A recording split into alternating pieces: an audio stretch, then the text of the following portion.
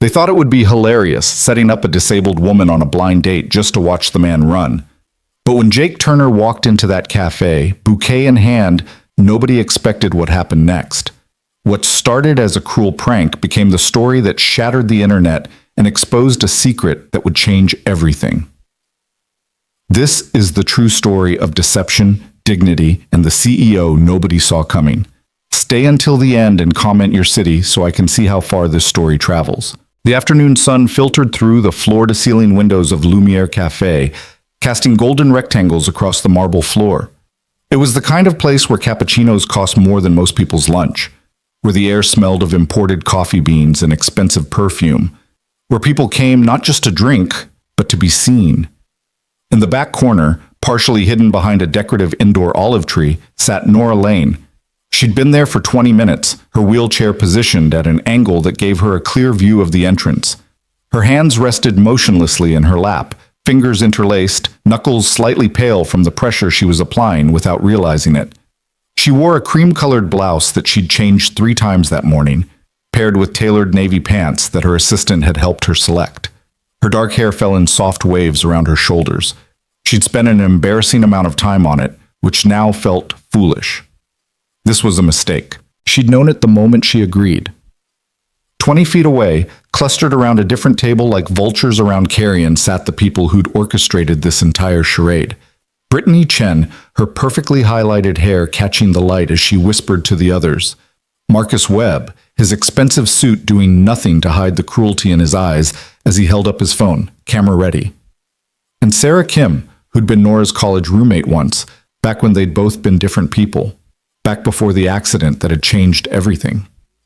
"Do you think he'll actually show?" Brittany's voice carried just enough for Nora to hear, though she pretended not to. I mean, when Dave told him about her, he must have known. "Dave didn't tell him everything," Marcus said with a smirk that made Nora's stomach turn. "Just said she was going through a hard time. Generic enough to be believable." Sarah laughed, a sound that once upon a time had meant friendship and late-night conversations, but now felt like broken glass. "The look on his face is going to be priceless. I almost feel bad. Almost." "Don't," Brittany said, checking her makeup in her phone's camera.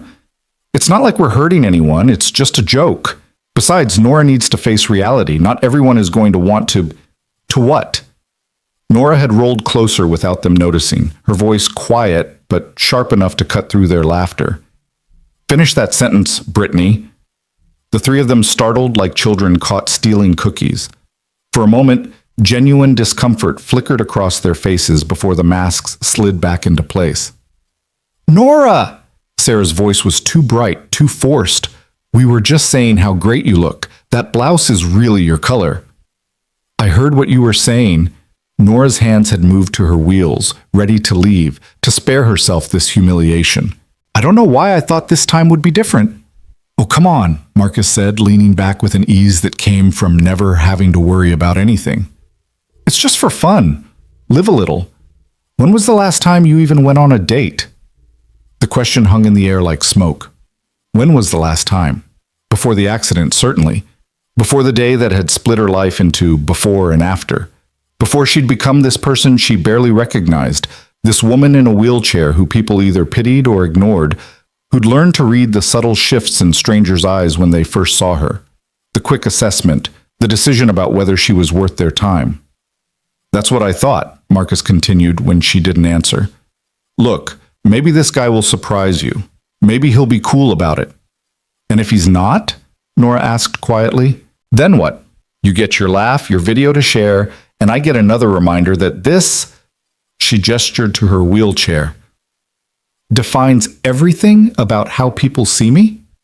Brittany had the grace to look away. Sarah studied her manicured nails.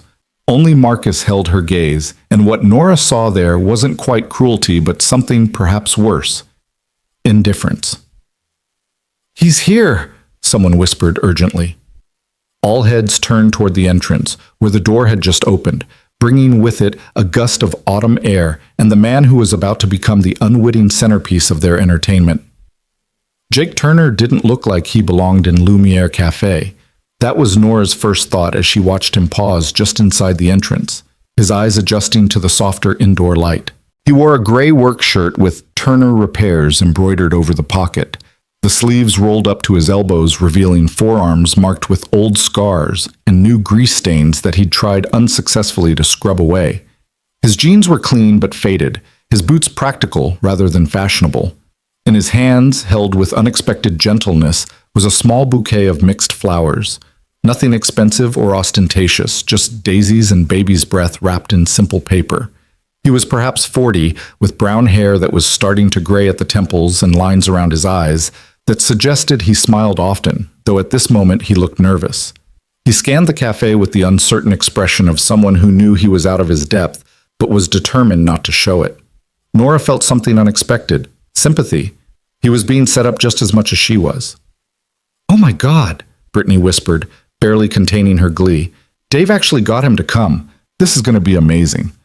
Jake's eyes continued their sweep of the room. They passed over Brittany's table without interest, lingered for a moment on an older couple sharing a dessert, then moved to the back corner where their eyes met. Nora saw it happen in real time. The moment of recognition, "You must be my date," followed immediately by the moment of realization, "Oh, she's in a wheelchair." She'd seen this sequence so many times she could have choreographed it. Usually came next, the brief widening of eyes, the fractional step backward, the mental recalculation, then either an awkward retreat or almost worse, the descent into exaggerated sympathy, the verbal tiptoeing, the whole interaction colored by his perception of her as tragic, broken, less than. She prepared herself for it, her spine straightening, her chin lifting in the defensive posture she'd perfected over the past 3 years. But Jake Turner did something that caught her completely off guard. He smiled, not the pitying smile she'd learned to despise, not the uncomfortable grimace of someone trapped by politeness, just a genuine warm smile that reached his eyes and made the worry lines there crease in a way that suggested this was their natural position. Then he walked toward her, not hesitantly, not reluctantly, but with the straightforward purpose of someone approaching a person he was genuinely pleased to meet. Behind their decorative tree, Brittany whispered urgently into her phone, "Are you getting this?" Jake seemed oblivious to their surveillance as he stopped a respectful distance from Nora's table. Up close, she could see that his gray eyes were kind, that there was a small scar above his left eyebrow, that his hands, despite being work-roughened, held those simple flowers with unexpected care. "Hi," he said, and his voice was deeper than she'd expected, with a slight rasp that suggested he'd spent his day talking over the sound of machinery. "I'm Jake. You must be Nora." She found herself unable to speak for a moment, thrown off balance by the complete absence of the reactions she'd been steeling herself against. Finally, she managed, "That's me. Hi. These are for you." He offered the bouquet, then seemed to realize she might have difficulty taking them from a standing position. Without making a production of it, without drawing attention to the adjustment, he simply shifted to place them gently on the table beside her, angled so she could see them. Nothing fancy, but the woman at the flower shop said daisies mean new beginnings, which seemed appropriate for a first date. Though if I'm being honest, I'm not sure I entirely trust her expertise given that she also tried to sell me something called a relationship succulent, which I'm 90% sure she made up. Despite herself, despite the situation, despite everything, Nora laughed. A real laugh. Surprised out of her, and she saw something lighten in Jake's expression. Relief, maybe, or simple pleasure at having made her smile. "May I sit?" he asked, gesturing to the chair across from her. "Please," she said, and watched as he settled himself with the comfortable ease of someone unbothered by the optics of the moment. No performative chivalry, no obvious discomfort. He just sat down like this was exactly where he wanted to be. From their hidden vantage point, Nora could hear Brittany's whispered commentary. "Okay, so he didn't run. Give it 5 minutes. Once he realizes what he's actually dealing with." "So," Jake said, pulling a handkerchief from his pocket to wipe a smudge of grease from his thumb. "I should probably apologize up front. My buddy Dave set this up, and he has an unfortunate tendency to oversell me. Whatever he told you, I can promise you I'm about 30% less interesting and 40% more likely to have machinery grease somewhere on my person at any given moment. Case in point."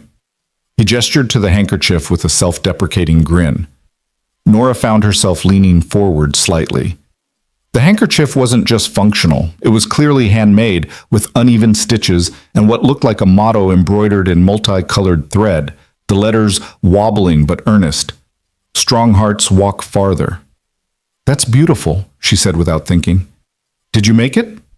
God, no. My stitching looks like a drunk spider designed it. My daughter made it for me. Mia. She's 9, and she's recently discovered embroidery, which means everything I own now has some kind of inspirational phrase on it. Last week she added "Dream Big" to my work pants. My crew hasn't stopped giving me grief about it. You have a daughter. There wasn't a question, but Jake nodded anyway. Yeah, best thing that ever happened to me, even if she does use me as a canvas for cross-stitch motivation. His smile turned softer, more private. Her mom passed away 4 years ago. Cancer. So it's just been me and Mia figuring things out together. Some days we're better at it than others, but we manage. The casual honesty of it disarmed her completely.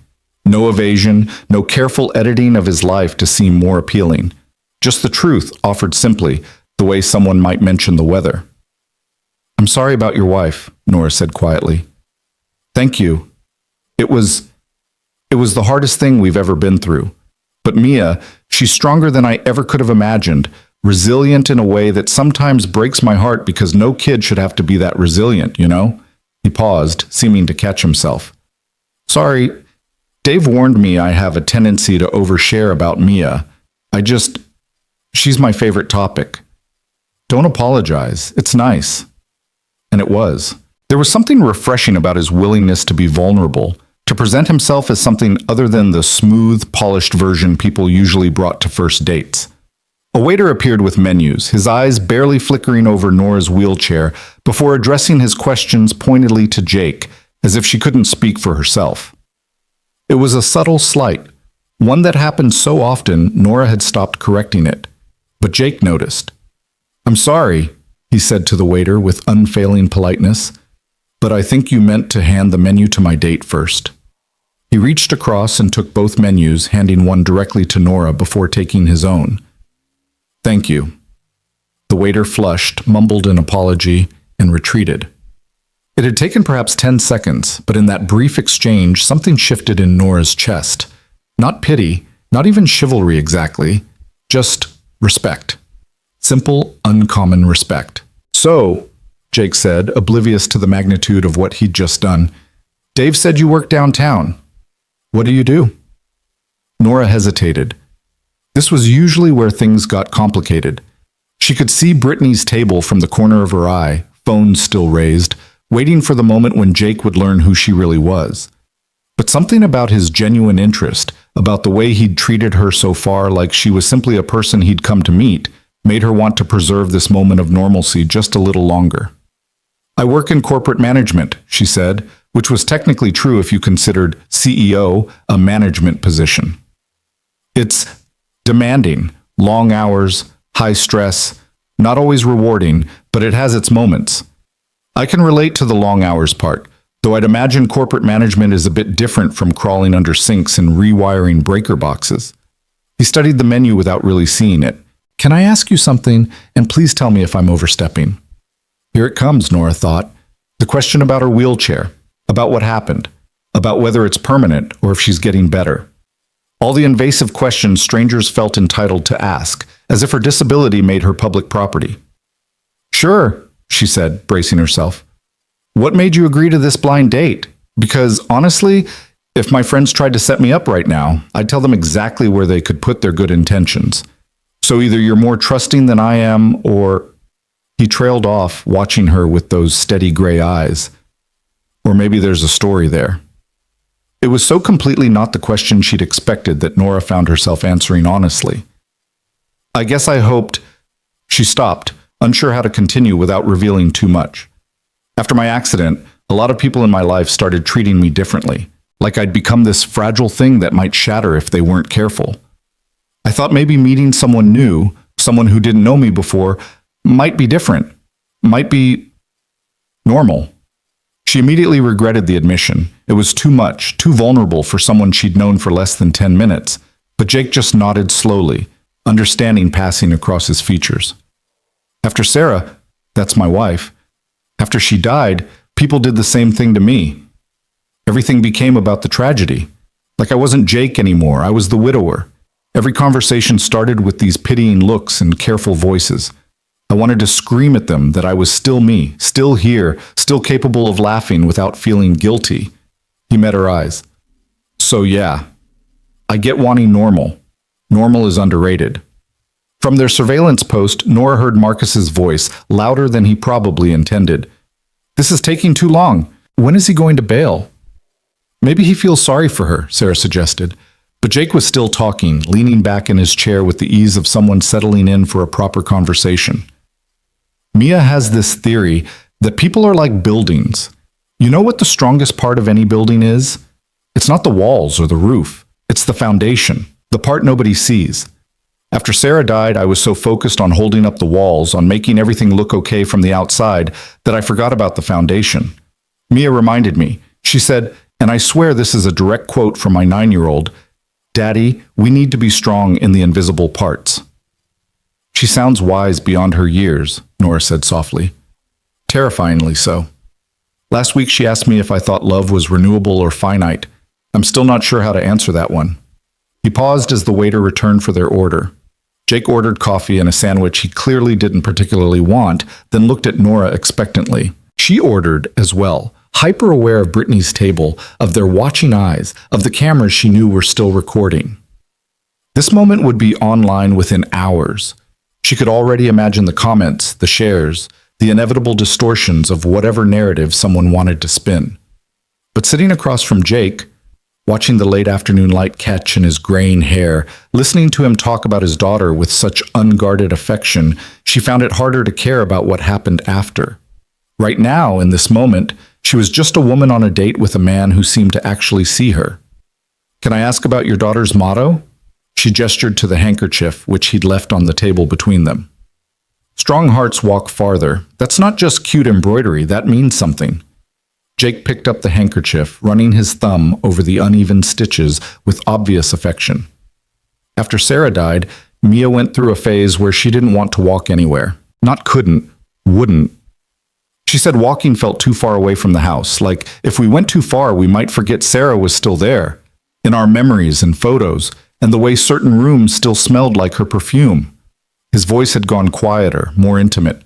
Nora leaned forward instinctively. "So I told her a story Sarah used to tell, about how love isn't a place you visit. It's something you carry. Your heart is strong enough to carry it as far as you need to go." And Mia, she latched onto that idea. Within a week, she was embroidering these handkerchiefs for both of us. Strong hearts walk farther. It was her way of saying she was ready to keep moving forward, even though moving forward felt like leaving Sarah behind. Nora felt something break open in her chest, that careful wall she'd built to protect herself from exactly this kind of connection. "That's beautiful," she whispered, "and devastating, but beautiful."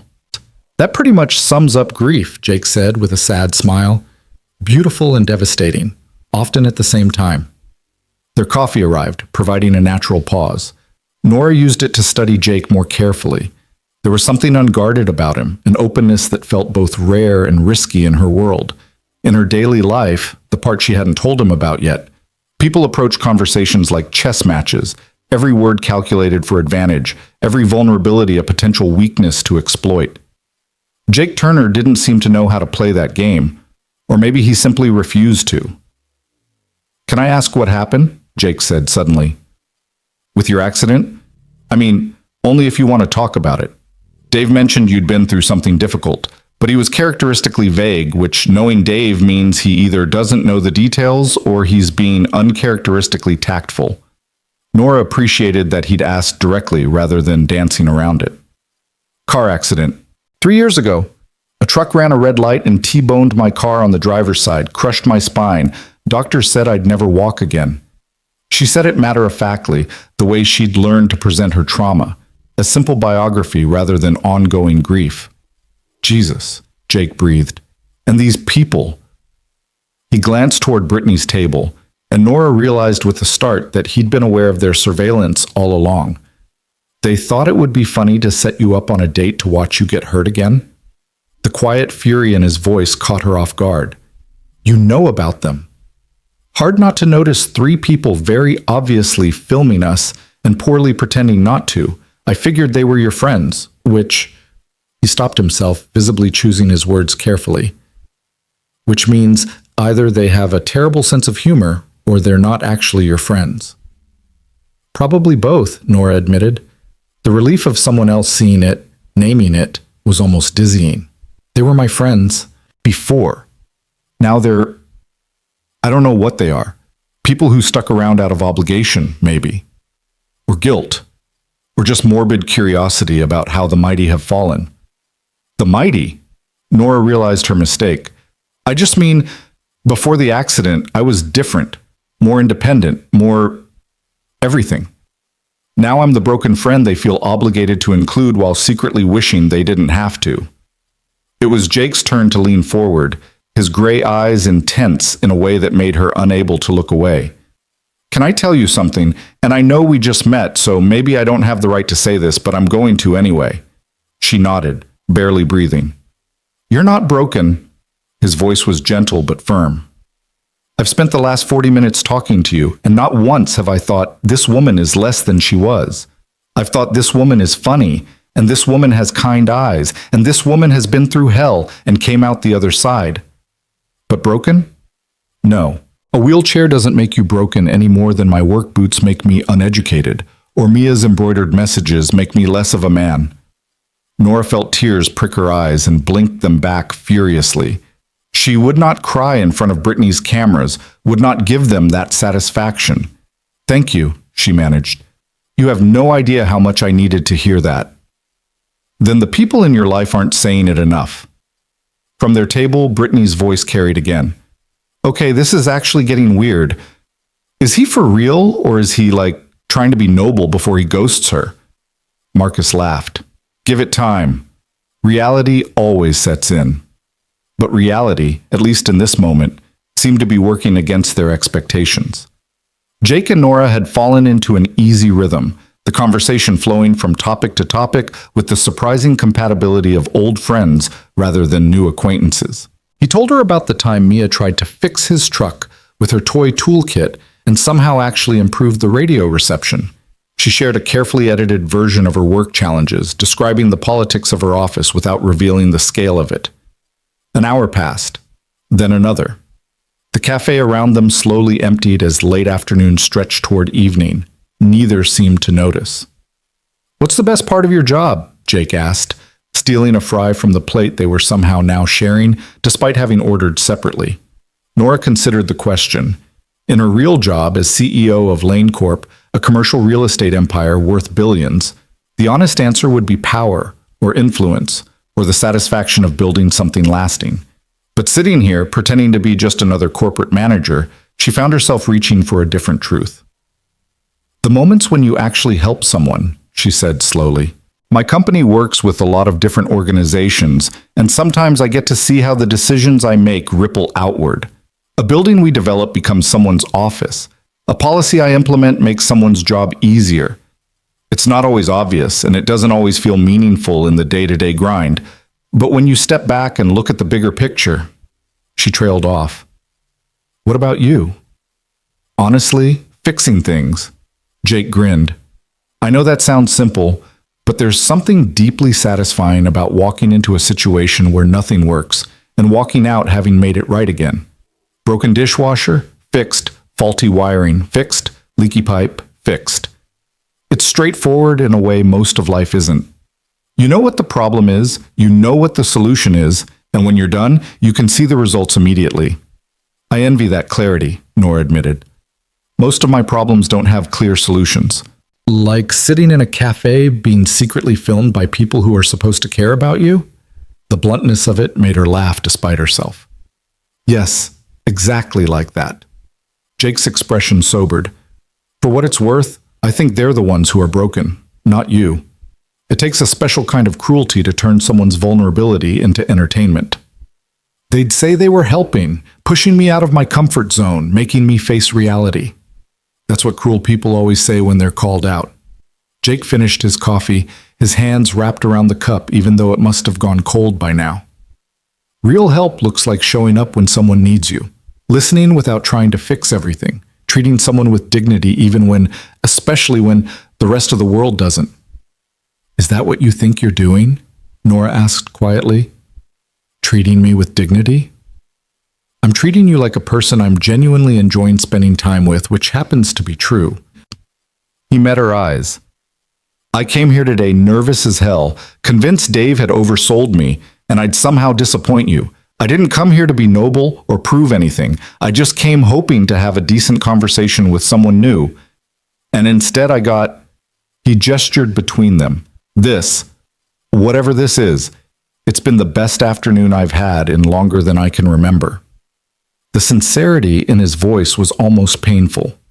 Nora had spent 3 years surrounded by people who either pitied her or used her, who saw her wheelchair before they saw her, who made every interaction about her limitations rather than her capabilities. And here was this mechanic in a work shirt with grease under his fingernails and his daughter's embroidery in his pocket, treating her like she was simply a woman worth knowing. Jake, she started, then stopped, unsure what she wanted to say. That this had been extraordinary, that she hadn't felt this scene in years, that she was terrified of what would happen when he learned the full truth about who she was. Before she could find the words, a commotion erupted from Brittany's table. Marcus had stood abruptly, his chair scraping loudly against the floor. This is ridiculous, he announced loudly enough for the entire cafe to hear. Nora, seriously? You're really going to sit there and pretend this is real? Every head in the cafe turned. Nora felt her face flush hot with humiliation and anger. This was it. The moment they'd been waiting for, when they could expose the situation and humiliate them both. But Jake was already standing, his movement calm but purposeful. He didn't look angry, just deeply disappointed in a way that was somehow worse. I'm sorry, Jake said, his voice carrying clearly through the sudden silence. But who are you, and why do you think you're part of this conversation? Marcus faltered slightly, clearly not expecting to be directly confronted. I'm her friend, and you're just some guy Dave found. This whole thing is a joke. A joke, Jake repeated slowly, like he was testing the weight of the word. You orchestrated a situation where someone you claim to care about would be publicly humiliated. You filmed it without her consent, and you think calling it a joke makes it okay. It was supposed to be funny. She'd see the guy's face when he realized. Marcus stopped, seeming to realize he was revealing too much. When he realized what? That she uses a wheelchair? Jake's voice remained calm, but there was steel underneath it now. I'm confused about what part of that was supposed to be funny. Could you explain it to me? Slowly, so I can understand. Brittany jumped in, her voice too bright. It's not like that. We were trying to help Nora get back out there. She's been hiding herself away since the accident, and we thought... You thought you'd force her into a humiliating situation and film it for your entertainment, Jake finished. That's not help. That's cruelty dressed up in concern. Sarah finally spoke, and there was something genuine in her voice, guilt maybe, or shame. We didn't mean for it to go like this. We thought you'd react differently, that you'd be uncomfortable, or I'd run? Jake asked quietly. You set this up hoping I'd take one look at Nora and leave, so you could comfort her afterward and tell her, see, this is reality. This is what you should expect? He shook his head slowly. That says a lot more about all of you than it does about her. She needs to face reality, Marcus insisted, but his voice had lost its conviction. Not everyone is going to want to deal with what? Jake cut him off, and now there was real anger in his voice. With a person? Because that's what she is. A person. Not a punchline, not a project, not whatever twisted thing you've turned her into in your minds to justify treating her this way. The cafe was completely silent now. Even the staff had stopped what they were doing to watch. Nora sat frozen, torn between mortification that this private moment had become a public spectacle and something else, something that felt dangerously close to hope. I'm not pitying her, Jake continued, addressing the room now rather than just Marcus. I'm admiring her.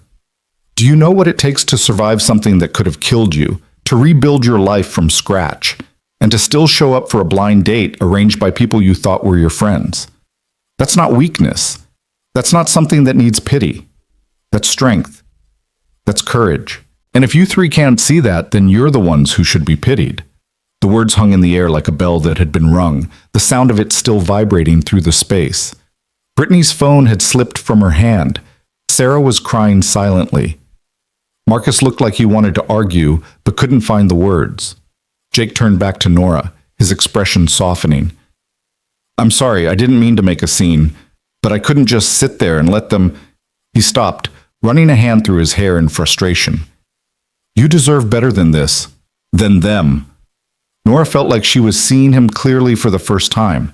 This stranger who'd walked into what should have been a joke and instead treated her with more genuine respect than people who'd known her for years. She wanted to tell him everything. About Lane Corp, about her real position, about the power she wielded in boardrooms and the powerlessness she felt in moments like this. But the words stuck in her throat. Instead, she said simply, "Thank you. You have no idea what it means that you said that." I meant every word. She believed him.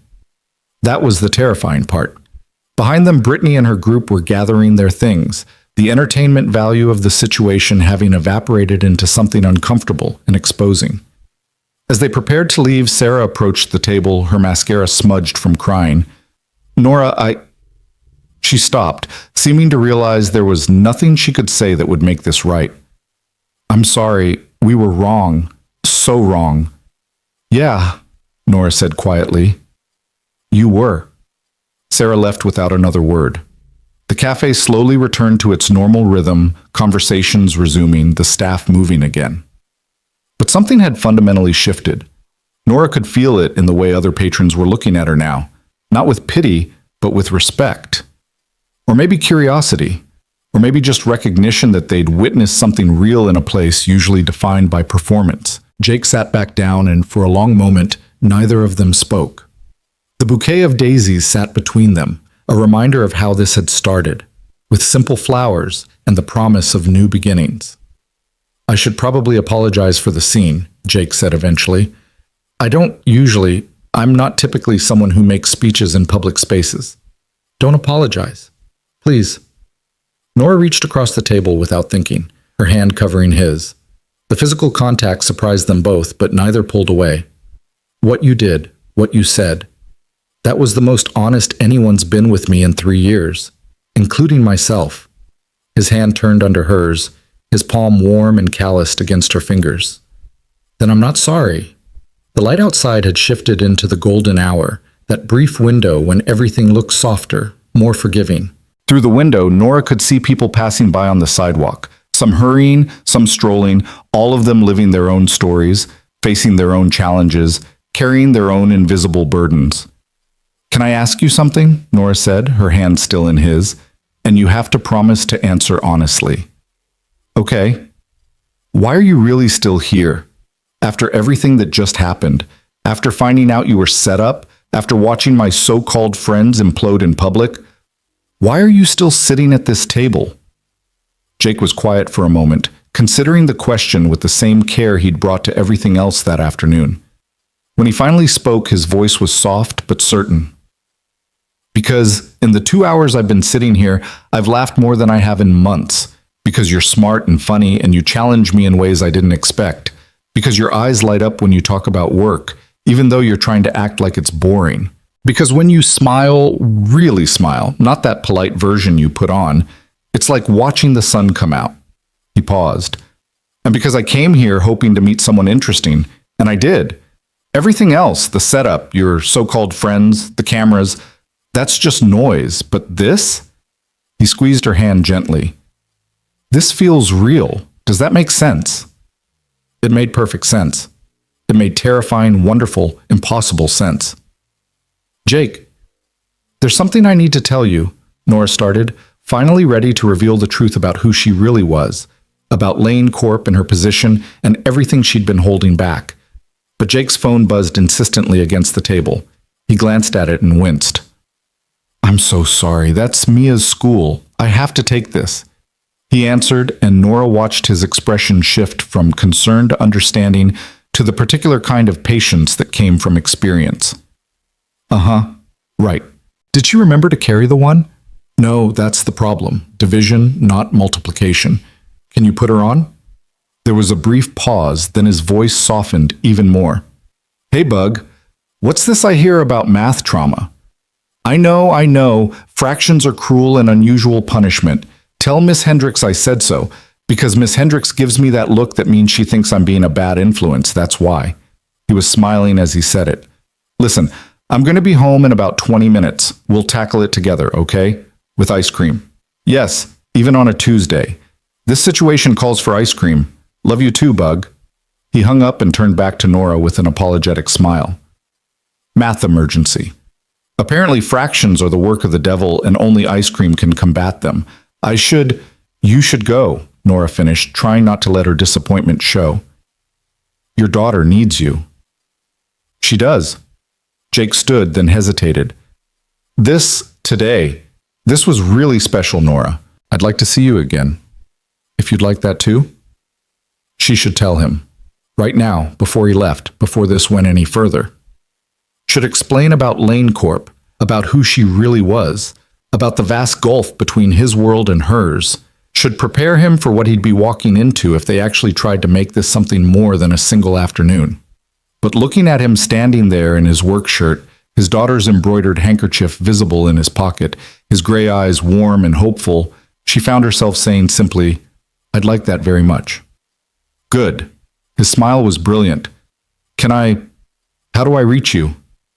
They exchanged phone numbers, the mundane practicality of it somehow more intimate than anything that had come before. This meant possibility. This meant tomorrow and the day after, and the risk of building something beyond this single, perfect afternoon. At the cafe entrance, Jake paused and turned back. Hey, Nora? Yeah? Strong hearts walk farther, he said, touching the handkerchief in his pocket. Just so you know, yours is one of the strongest I've ever met. Then he was gone, the door closing behind him, leaving Nora alone in the cafe with a bouquet of daisies, a phone number in her contacts, and the strange, terrifying feeling that her carefully controlled life had just spun completely off its axis. She picked up one of the daisies, twirling it slowly between her fingers. New beginnings, Jake had said.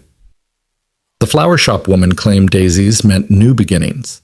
Outside the window, the sun was setting, painting the sky in shades of orange and pink. Nora sat in that golden light, in that too-expensive cafe where she'd come expecting humiliation and found something else entirely. She wasn't naive enough to think this would be simple. There were still revelations to come, truths to share, obstacles to overcome. Jake didn't know who she really was. Didn't know about the empire she'd built, the power she wielded, the vast distance between his world of machinery grease and repair calls and her world of boardrooms and billion-dollar decisions. But he'd seen her. Really seen her. Not the wheelchair. Not the CEO. Not the tragedy or the triumph. Just her. Nora Lane. A woman who'd survived something that should have destroyed her and was still here. Still hoping, still willing to believe that maybe, just maybe, the world held more kindness than cruelty. Her phone buzzed. A text from an unknown number. Made it home. Mia wanted me to tell you she thinks daisies are a good choice because they're happy flowers. She also wanted to know if you like ice cream, because apparently that's how we judge people now. Jake. Nora found herself laughing, her fingers moving quickly over the keyboard. Tell Mia I'm a chocolate chip cookie dough advocate. Does this mean I passed the test? The response came quickly. She says you're approved but reserves the right to change her mind if you turn out to prefer vanilla. Apparently we have standards in this house. They texted back and forth as the cafe staff began their closing routines around her. Nothing deep or significant, just the easy banter of two people enjoying each other's company, even at a distance. It felt normal in a way Nora had almost forgotten existed. Finally, she gathered her things, the flowers carefully balanced on her lap, and made her way out of Lumiere Cafe. The evening air was cool against her face, carrying the scent of autumn and possibility. She didn't know what would happen when Jake learned the truth. Didn't know if what had felt so real in that cafe could survive the harsh light of her actual life. Didn't know if a mechanic with a 9-year-old daughter and a woman who ran a corporate empire had any business trying to build something together. But as she made her way home through the city streets, the daisies bright against her lap, Nora found herself thinking about Jake's words. Strong hearts walk farther. She'd walked farther than anyone thought possible. From the hospital bed where they'd told her she'd never walk again. From the wheelchair that had become her reality. From the friends who'd turned into strangers and the life that had shattered into something unrecognizable. She'd walked farther than that. And maybe, just maybe, she could walk farther still. Even if it meant walking into uncertainty. Even if it meant risking her heart after 3 years of keeping it safely locked away. Even if it meant believing that somewhere in this complicated, often cruel world, there was space for simple kindness, for genuine connection, for the possibility that new beginnings weren't just something flower shops made up to sell daisies. Her phone buzzed again. Another text from Jake. Mia wants to know your last name. Says she needs to do a full background check because she's protective of her dad. I told her that's slightly creepy, but she insists it's responsible parenting. I may have created a monster. Nora's fingers hovered over her phone. This was the moment. She could tell him now. Lane. Nora Lane. Yes, that Lane. Of Lane Corp. The CEO you've probably seen in the business section of the newspaper. Instead, she typed, Tell Mia she can have 3 questions, and I promise to answer honestly. That seems like a fair background check. She says, 1. What's your favorite color? 2. Do you like dogs? 3. Are you nice to my daddy? Nora smiled, her heart doing something complicated in her chest. Blue. I love dogs. And yes, I try to be very nice to your daddy. She says you pass. Welcome to the inner circle. It's small but loyal. The text stopped there, presumably because Jake had been pulled into the complicated world of fractions and ice cream that awaited him at home. Nora sat in her car for a long moment before starting the engine, watching the cafe lights through the windshield. Inside, the staff was finishing their closing routine, wiping down tables, stacking chairs. In a few hours, someone would open that same cafe to a new day, new customers, new stories. The table where she and Jake had sat would be occupied by someone else, living their own complicated narrative. But for this one afternoon, that table had been theirs. That space had held something real and rare and worth protecting. Nora started the car and pulled into traffic, the daisies in the passenger seat beside her like a promise, like hope, like the possibility that sometimes, just sometimes, the people we meet by accident turn out to be exactly who we needed to find. She didn't know what tomorrow would bring. Didn't know how to reconcile the woman she'd been in that cafe with the CEO she'd be again come Monday morning. Didn't know if Jake would still look at her the same way once he knew the full truth. But tonight, driving through the city with happy flowers beside her and a mechanic's daughter's approval in her phone, Nora Lane allowed herself to believe in new beginnings. Even if they came wrapped in simple paper and cost less than the coffee they'd shared. Especially then. The weekend passed in a blur of text messages and stolen moments between Jake's repair calls and Nora's carefully maintained silence about her real identity. Saturday morning brought a photo of Mia's latest embroidery project, a lopsided heart with the words, "Be brave," stitched in purple thread. Saturday afternoon, Nora sent back a picture of the daisies, now in a vase on her kitchen counter, still fresh and defiant against wilting. Sunday evening, Jake called instead of texting, his voice warm and slightly tired. Mia's finally asleep. She spent 2 hours today trying to teach me embroidery. I have 3 puncture wounds and a newfound respect for anyone who can make a straight line with a needle. Nora laughed, curled up on her couch in the penthouse apartment Jake didn't know she owned, overlooking the city he navigated in his repair truck. How bad is it? I made something that might be a dog. Or a cloud. Mia insists it's abstract art, which I think is her polite way of saying it's terrible. He paused, and she could hear the smile in his voice. She wants to meet you. The words landed like a stone in still water, ripples spreading outward. She does? Yeah. I told her it might be too soon, that we've only been on 1 date, but she gave me this look. You know the look kids give you when they think you're being ridiculous? That one. She said, and I quote, "Daddy, if she makes you smile at your phone like that, I should probably meet her before you do something embarrassing." I make you smile at your phone? Constantly. It's becoming a problem. Yesterday I was under a sink and the homeowner asked if I was okay because I kept grinning like an idiot. I had to pretend I'd found the problem when really I was just reading your text about that meeting where someone called a PowerPoint presentation a visual journey. Nora's chest tightened with something that felt dangerously close to joy and guilt in equal measure. She should tell him. Right now, over the phone, before this went any further, should explain that she wasn't just some corporate manager, that meeting his daughter meant entering his life under false pretenses. Jake, she started, her voice more serious. There's something I need to tell you about my job.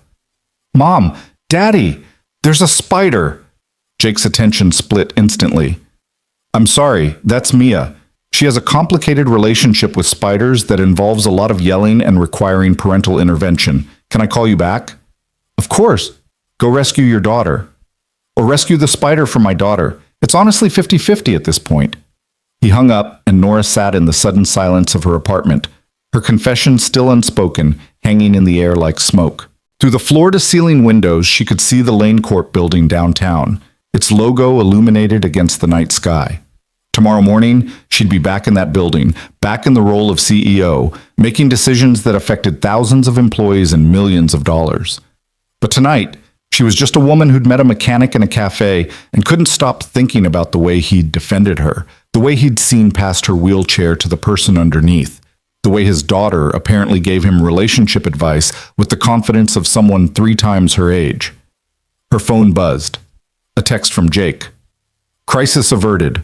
Spider relocated safely outside. Mia says I'm a hero. I'm choosing to believe her. Call you tomorrow? Definitely. But Monday morning brought complications that had nothing to do with Jake Turner and everything to do with the secret she was keeping from him. Nora arrived at Lane Corp headquarters at 7:30, wheeling through the executive entrance where security nodded respectfully. The building was hers. Well, technically the company's, but she'd designed this space, had fought the board for wider hallways and accessible features that went beyond legal minimums. Now it served as a model, though few people knew the CEO herself had been the driving force behind those changes. Her assistant, Margaret, met her at the elevator with coffee and a worried expression. We have a problem. Good morning to you too, Margaret. Sorry, good morning. You look happy. That's new. Margaret fell into step beside her as they moved toward Nora's office. But seriously, we have a situation. The Riverside Development Project, the one where we're supposed to break ground next month? Nora's good mood evaporated. Riverside was her pet project, a mixed-use development that would include accessible housing and community spaces. She'd put 2 years into the planning. What kind of situation? The contractors found structural issues with the existing buildings. The whole timeline is in jeopardy. The board is already talking about scrapping it or scaling back the accessibility features to save costs. Of course they were. Nora wheeled into her office, the familiar weight of responsibility settling onto her shoulders like a coat she couldn't take off. Schedule an emergency board meeting for this afternoon and get me the engineering reports, all of them. Margaret nodded and disappeared, leaving Nora alone in her office with its carefully curated mix of professional achievement and personal emptiness. Photos of buildings she'd developed, awards from organizations she'd helped, a framed copy of Lane Corp's mission statement. Nothing personal, nothing that spoke to who she was beyond this role. Her phone buzzed. A text from Jake. Morning, Mia wants to know if you're free for dinner Friday. She promises to be on her best behavior, which knowing Mia means approximately 15 minutes of politeness, followed by intense questioning. No pressure, though. I know meeting the kid is a big step. Nora stared at the message, torn between wanting to say yes and knowing she was building something on a foundation of omission. Before she could respond, her office door opened and Robert Chen walked in, board member, old family friend, and one of the few people who'd known her father. Nora, we need to talk about Riverside. I'm aware of the situation, Robert. Then you know we need to be practical about this. The accessibility features you've insisted on, they're expensive, and with these structural issues, those features are non-negotiable. Nora's voice was steel. We committed to creating housing that works for everyone, not just the able-bodied. That was the whole point of Riverside. Robert sighed, settling into the chair across from her desk. I understand your personal connection to this, but as a board member, I have to think about the bottom line. We could save millions by scaling back, and we'd be breaking promises to the community. To the people who are counting on us to follow through. Nora leaned forward. My personal connection, as you call it, doesn't make me less capable of making sound business decisions. If anything, it makes me more aware of what this project represents. I'm not questioning your capability. I'm questioning whether you're too close to this to see the practical realities. It was an old argument, one they'd had in various forms since Nora had taken over as CEO. The assumption that her wheelchair made her biased, that her personal experience was a liability rather than an asset. She'd learned to fight these battles carefully, strategically, choosing when to push and when to redirect. The practical reality, she said quietly, is that we're one of the largest commercial real estate companies in the state. We have the resources to do this right. The question isn't whether we can afford it. It's whether we have the integrity to follow through on our commitments. Robert studied her for a long moment. You're your father's daughter, stubborn as hell and twice as idealistic. I'll take that as a compliment. It was meant as one. He stood to leave. I'll support you in the board meeting, but you need to have solid numbers, Nora. The other members won't be swayed by idealism alone. After he left, Nora spent the next 3 hours buried in engineering reports and cost projections, building the case she'd need to save Riverside. It was exhausting work, made more so by the knowledge that she was fighting not just structural issues, but institutional bias, the quiet assumption that accessibility was a luxury rather than a necessity. Her phone buzzed periodically with texts from Jake, photos of his morning jobs, a complicated rewiring situation, a flooded basement, the stray cat that had apparently adopted his truck as a napping spot. Each message was a small window into a life completely separate from hers, and each one made the gulf between them feel wider. At noon, Margaret appeared with lunch and another worried expression. The press got wind of the Riverside delays. We're getting calls. Of course we are. Nora rubbed her temples. Standard response? We're assessing the situation and remain committed to the project. Don't give them anything else. There's something else. Margaret hesitated. TMZ picked up that video from the cafe, the one where you and that mechanic. Nora's blood ran cold. What video? Apparently one of those people filming you posted it online. It went viral over the weekend. The caption is something like, "Watch this man defend disabled woman on blind date." The comments are, well, they're mostly positive, but people are starting to recognize you in the background. It's only a matter of time before someone connects the dots. This was it. The moment when her two worlds collided in the worst possible way. Jake would find out who she really was, not through her telling him, but through a viral video and media speculation. Pull it up, Nora said quietly. Margaret handed over her tablet, and Nora watched that afternoon from an outside perspective. There was Jake standing up to Marcus, his voice clear and unwavering. I'm not pitying her, I'm admiring her. There was her own face, visible in profile, showing more emotion than she'd realized she'd been displaying. And there, in the comments, were thousands of people weighing in on a moment that had felt private, intimate, real. Most comments were supportive, some were pitying, a few were cruel. But what made Nora's stomach twist was the growing thread of people asking questions. Wait, isn't that Nora Lane? Is this the Nora Lane like the CEO? Why is a billionaire on a blind date setup? How bad is it? She asked without looking up. Trending on 3 platforms. The business press is starting to pick it up. By tomorrow, everyone will know. Which meant Jake would know. Would see it not as her telling him the truth, but as him discovering she'd been lying by omission. Would think she'd been playing some kind of game, slumming with the working class for entertainment. I need to call someone, Nora said. Close the door on your way out. Margaret left, and Nora sat in the silence of her office, staring at her phone. She should call Jake. Should explain everything before he heard it from someone else. Her phone rang. Jake's name on the screen. She answered with shaking hands. Hi. Hey. I hope it's okay that I'm calling. I know you're at work, but I had a lunch break and I wanted to hear your voice. He sounded happy, relaxed, completely unaware of the storm that was about to hit. Mia's been talking about Friday non-stop. I think she's more excited about this dinner than I am, which is saying something because I'm pretty excited. Jake, Nora's voice cracked slightly. Have you been online today? Online? No, I've been elbow deep in a furnace all morning. Why? There's a video from the cafe. Someone posted it, and people are seeing it, a lot of people. A pause. Then, carefully, okay, what kind of video? When you stood up to those people. When you defended me. Someone filmed it and it went viral. Oh. Another pause, longer this time. Are you okay? I mean, I know you didn't want that moment broadcast to the world. I'm sorry if my speech made things worse. You have nothing to apologize for. Nora closed her eyes. But Jake, there's something I need to tell you. Something I should have told you on Friday, but I wasn't ready, or I was scared, or I just wanted one afternoon where I could be normal. And now it's going to come out anyway, and you're going to think I was lying to you. Nora, breathe. His voice was calm, grounding. Whatever it is, just tell me. We'll figure it out. I'm not just a corporate manager. The words came out in a rush. I'm the CEO of Lane Corp. The woman in that cafe, the one you defended. I run $1 billion company. I own half the commercial real estate downtown. I'm not who you think I am. The silence that followed felt infinite. Nora could hear her own heartbeat, could hear the distant sounds of the city through her office windows, could hear everything except Jake's voice. Finally, Lane Corp. As in the Lane building? The one with the logo I see every time I drive downtown?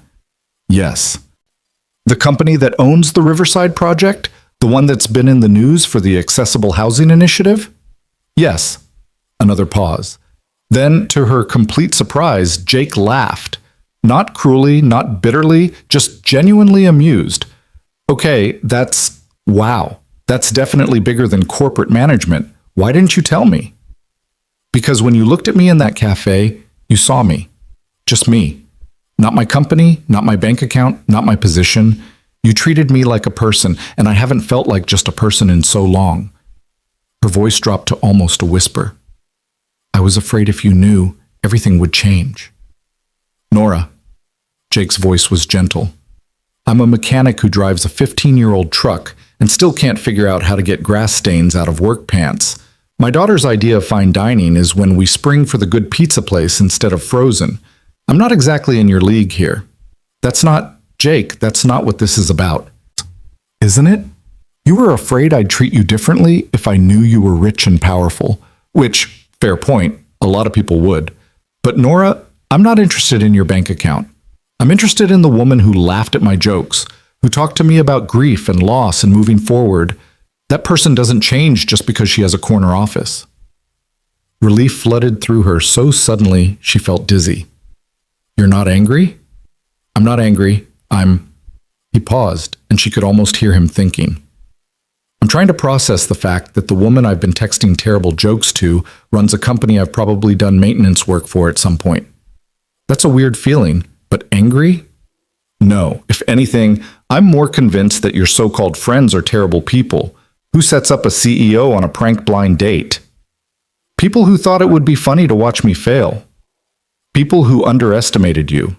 Jake's voice turned more serious. Here's what I'm thinking. This video thing, it's going to be weird for a while. People are going to have opinions. But at the end of the day, it doesn't change Friday, does it? You still want to have dinner with me and Mia? Because we still want to have dinner with you, CEO or not. Nora felt tears prick her eyes for the second time in 4 days. I would love to have dinner with you and Mia. Good. That's settled. Now I have to go because this furnace isn't going to fix itself, and also because I need to process the fact that I told a billionaire CEO that my idea of a good date venue is probably going to be embarrassingly beneath her standards. Jake, I'm kidding. Mostly. We'll figure it out. Call me tonight? Definitely.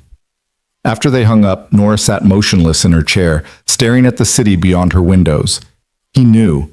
The secret that had been eating at her for days was out, and instead of disaster there was understanding, acceptance. The same straightforward decency he'd shown in the cafe, now applied to this new, complicated information. Margaret knocked and entered without waiting. The board meeting is in an hour. Are you ready? Was she ready? To walk into that room and fight for Riverside, knowing that by tomorrow every board member would have seen the video, would have opinions about her personal life. would question whether she was too distracted to lead, to maintain her professional composure while her private life was being dissected by strangers online? "I'm ready," Nora said, and meant it.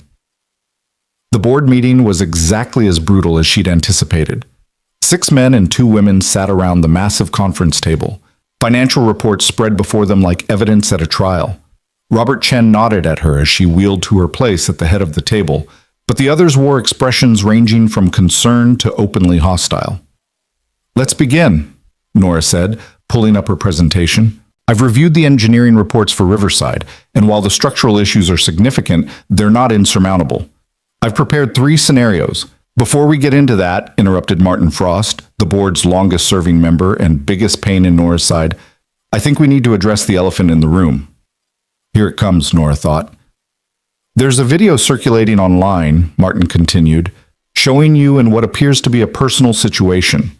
Some board members have expressed concern about how this reflects on Lane Corp." "My personal life has no bearing on my professional capabilities," Nora said evenly. "Doesn't it? You're the face of this company, Nora. When you're involved in viral videos about blind dates and disability, it raises questions about judgment, about what exactly?" Nora's voice was quiet, but dangerous. "About whether a disabled woman should be allowed to have a personal life? About whether being CEO means I forfeit my right to privacy?" "That's not what I'm saying." "Then what are you saying, Martin? Because from where I'm sitting, it sounds a lot like you're suggesting that my wheelchair makes me a liability to this company.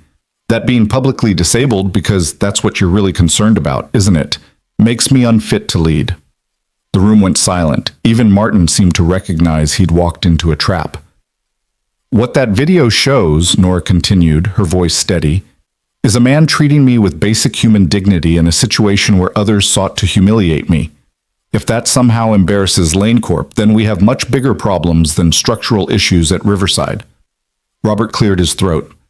"I think what Martin is trying to say, poorly, is that we're concerned about distractions. The Riverside project needs your full attention."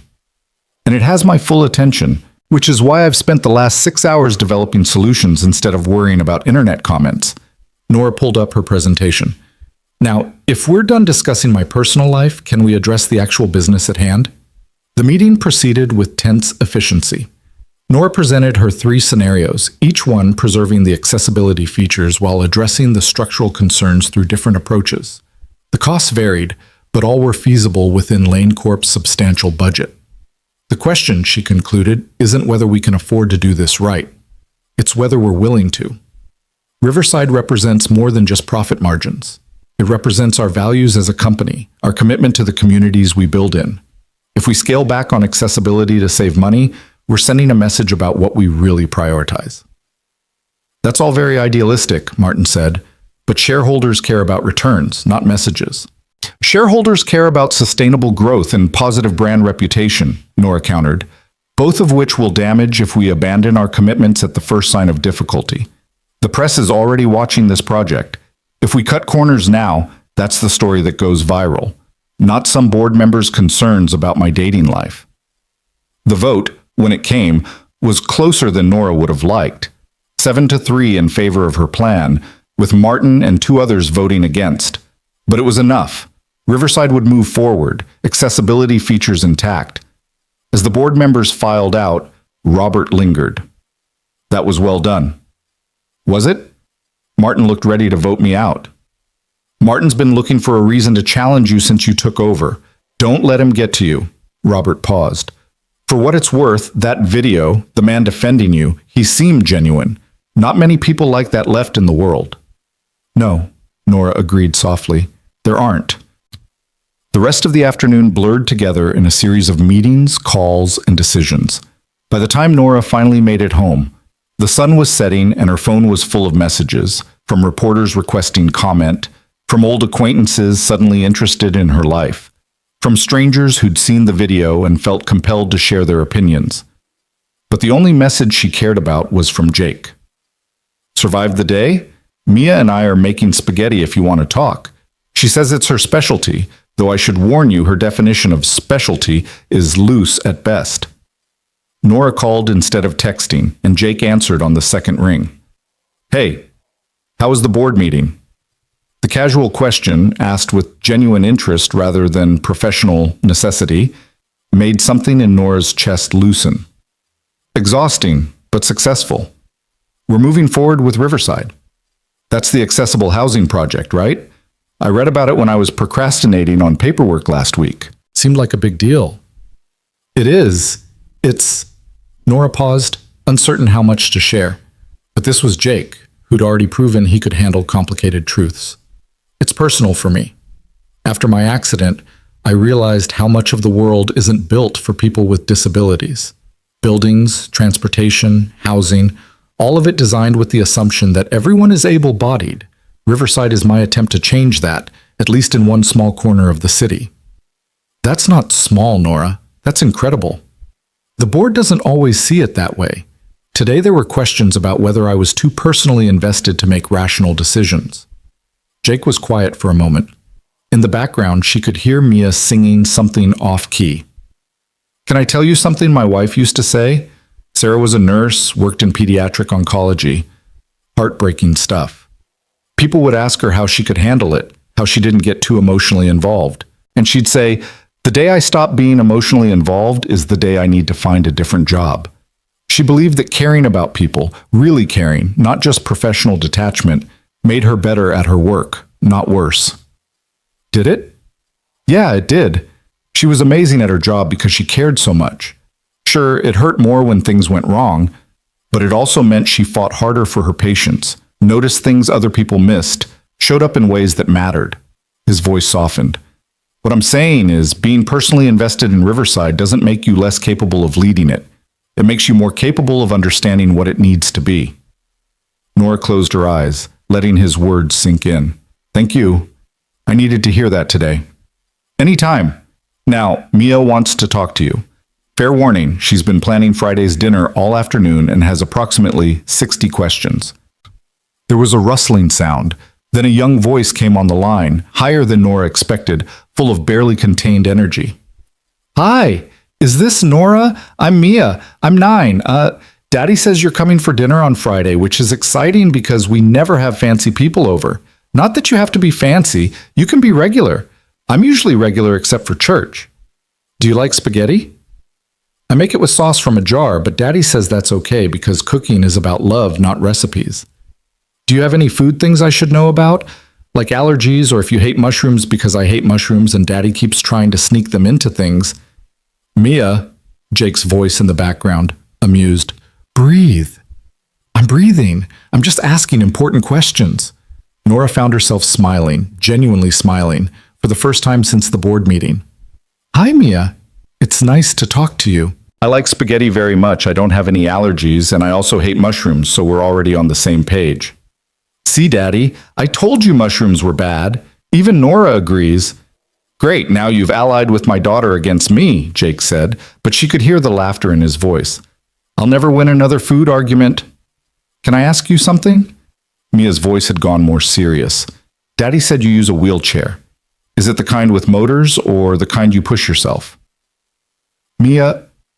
Jake started to interrupt, probably worried his daughter was being too direct, but Nora cut him off. It's okay. I push myself. Sometimes it's harder than others, but I like being able to control where I go. That makes sense.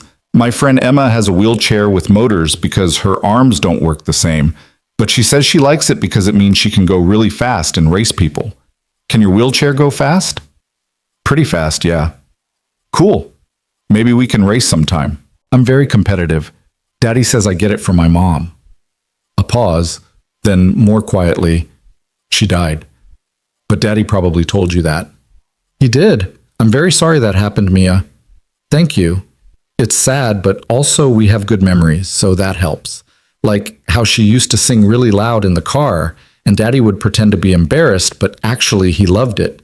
And how she made the best chocolate chip cookies even though she always burned the first batch and said those were practice cookies, which was her way of eating cookies without feeling guilty. Nora's throat tightened. She sounds like she was wonderful. She was. Daddy says you're wonderful too, which is why I wanted to meet you, to make sure.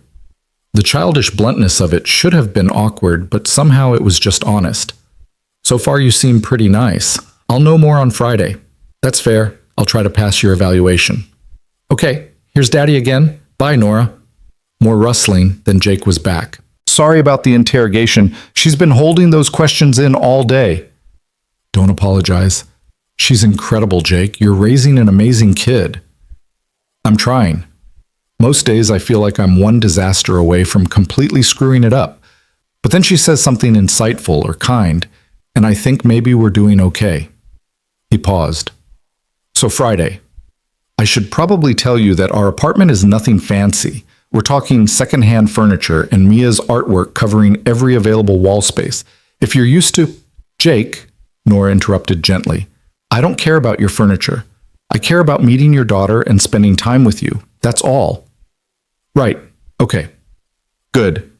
He sounded relieved. 6 o'clock work for you? 6 o'clock is perfect. They talked for another 30 minutes about nothing important.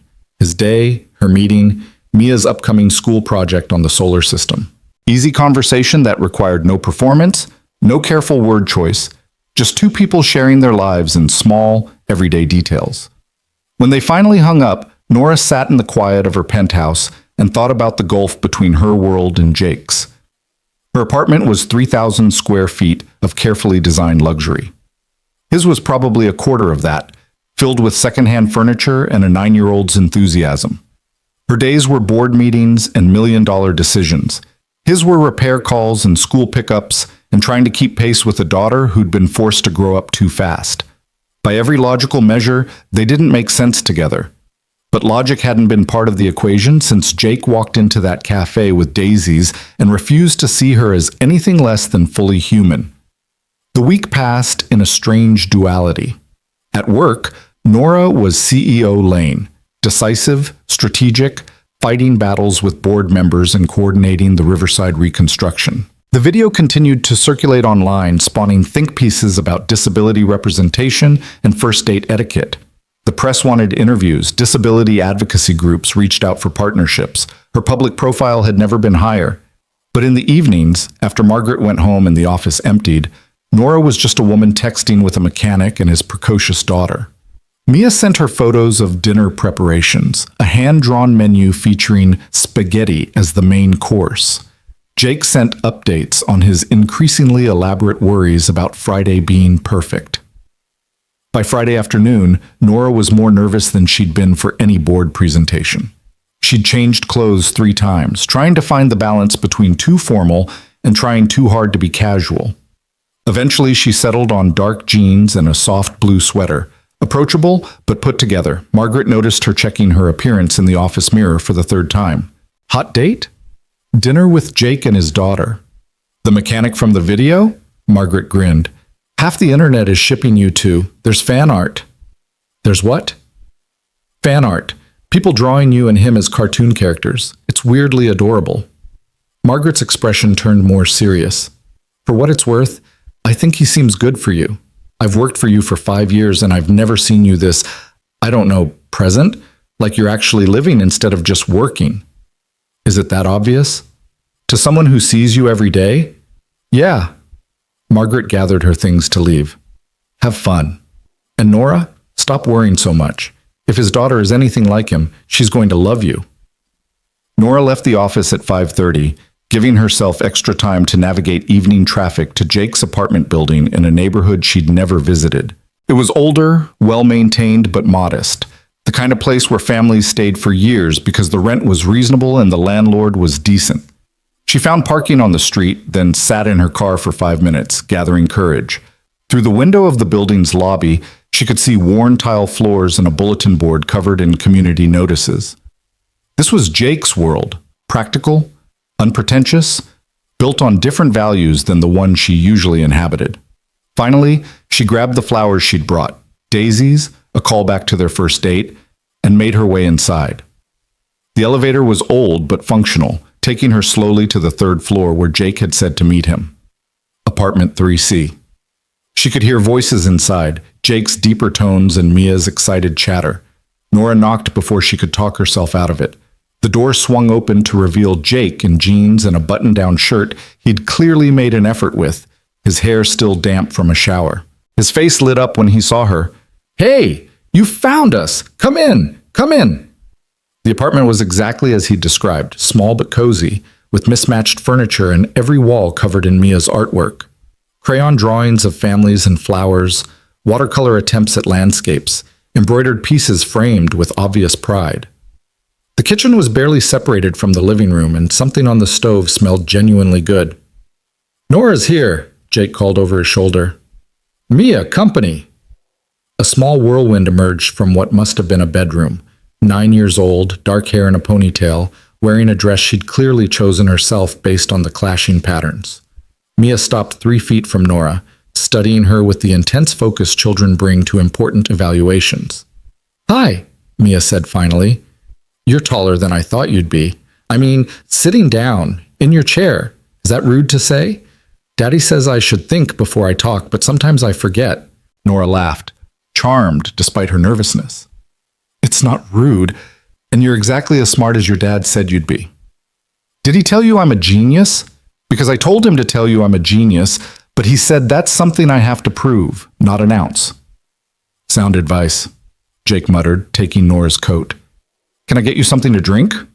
We have water, juice that's probably too sweet, and wine that I bought specifically for tonight because I don't usually drink wine and had to ask the guy at the store what goes with spaghetti." "Wine would be great. Thank you." As Jake moved to the kitchen, Mia circled Nora's wheelchair with undisguised curiosity. "Can I ask questions about your chair? Daddy said I should wait for you to offer, but I'm very curious and also waiting is hard." "You can ask questions. Okay? How fast does it go? Can you do wheelies? Is it hard to reach high shelves? Do people treat you different because of it? Does it hurt when people stare? What happened to make you need it? Can you still feel your legs? If you could walk again, would you want to, or are you okay? How you are?" "Mia," Jake called from the kitchen, "maybe one question at a time?" "It's okay," Nora said, impressed by the directness that adults usually avoided. "Let's see, pretty fast, no wheelies yet, but I'm working on it. Yes, high shelves are annoying. Yes, people treat me differently, and sometimes it hurts. I was in a car accident. I can feel some things, but not everything." And she paused on the last question, giving it the weight it deserved. "I've spent a lot of time thinking about that last one. At first, I would have done anything to walk again. Now, I'm not sure. This wheelchair is part of who I am. If I could walk again, I'd be different, and I don't know if I'd want to lose who I've become." Mia considered this gravely. "That makes sense, like how Daddy says he'll always miss Mommy, but he's also not the same person he was before she died. And that's okay because people are supposed to change." "Exactly like that." "Okay, I think you passed." Mia stuck out her hand formally. "Welcome to our home. Dinner will be ready in 15 minutes. Do you want to see my room? I cleaned it special, which means I shoved everything in my closet, but Daddy said that counts." Nora shook her hand solemnly. "I would love to see your room." What followed was a whirlwind tour of Mia's space. A small bedroom made enormous by the personality crammed into it. More artwork covered the walls, books overflowed from shelves. A bulletin board displayed photos of a woman who must have been Sarah, her smile bright in every image. "That's Mommy," Mia said, noticing Nora's gaze. "She was really pretty and funny, and she gave the best hugs. Daddy says I hug like her, which makes him sad and happy at the same time. She looks wonderful, and you're right, she was very pretty. You look like her." Mia beamed. "Really? Daddy says that too, but I thought maybe he was just being nice." They returned to the main room where Jake was setting the table with careful attention to making everything accessible for Nora. He'd thought about sight lines, about arm reach, about the small accommodations that most people never considered. It made her chest ache in the best way. Dinner was chaotic and perfect. The spaghetti was actually good. Mia's sauce from a jar approach paired with garlic bread that Jake admitted he'd made from scratch because some things are worth the effort. They talked about everything and nothing. Mia dominating the conversation with stories about school and her friends and her ongoing campaign to get a dog. Because every family needs a dog, Daddy. It's basically a requirement for happiness. "We've been over this," Jake said patiently. "Our building doesn't allow dogs." "Then we should move. Nora probably lives somewhere that allows dogs. Don't you, Nora? Tell Daddy we should get a dog." Jake shot Nora an apologetic look. "Don't drag our guest into this ongoing debate." But Nora was laughing, genuinely delighted by the domestic normalcy of it all.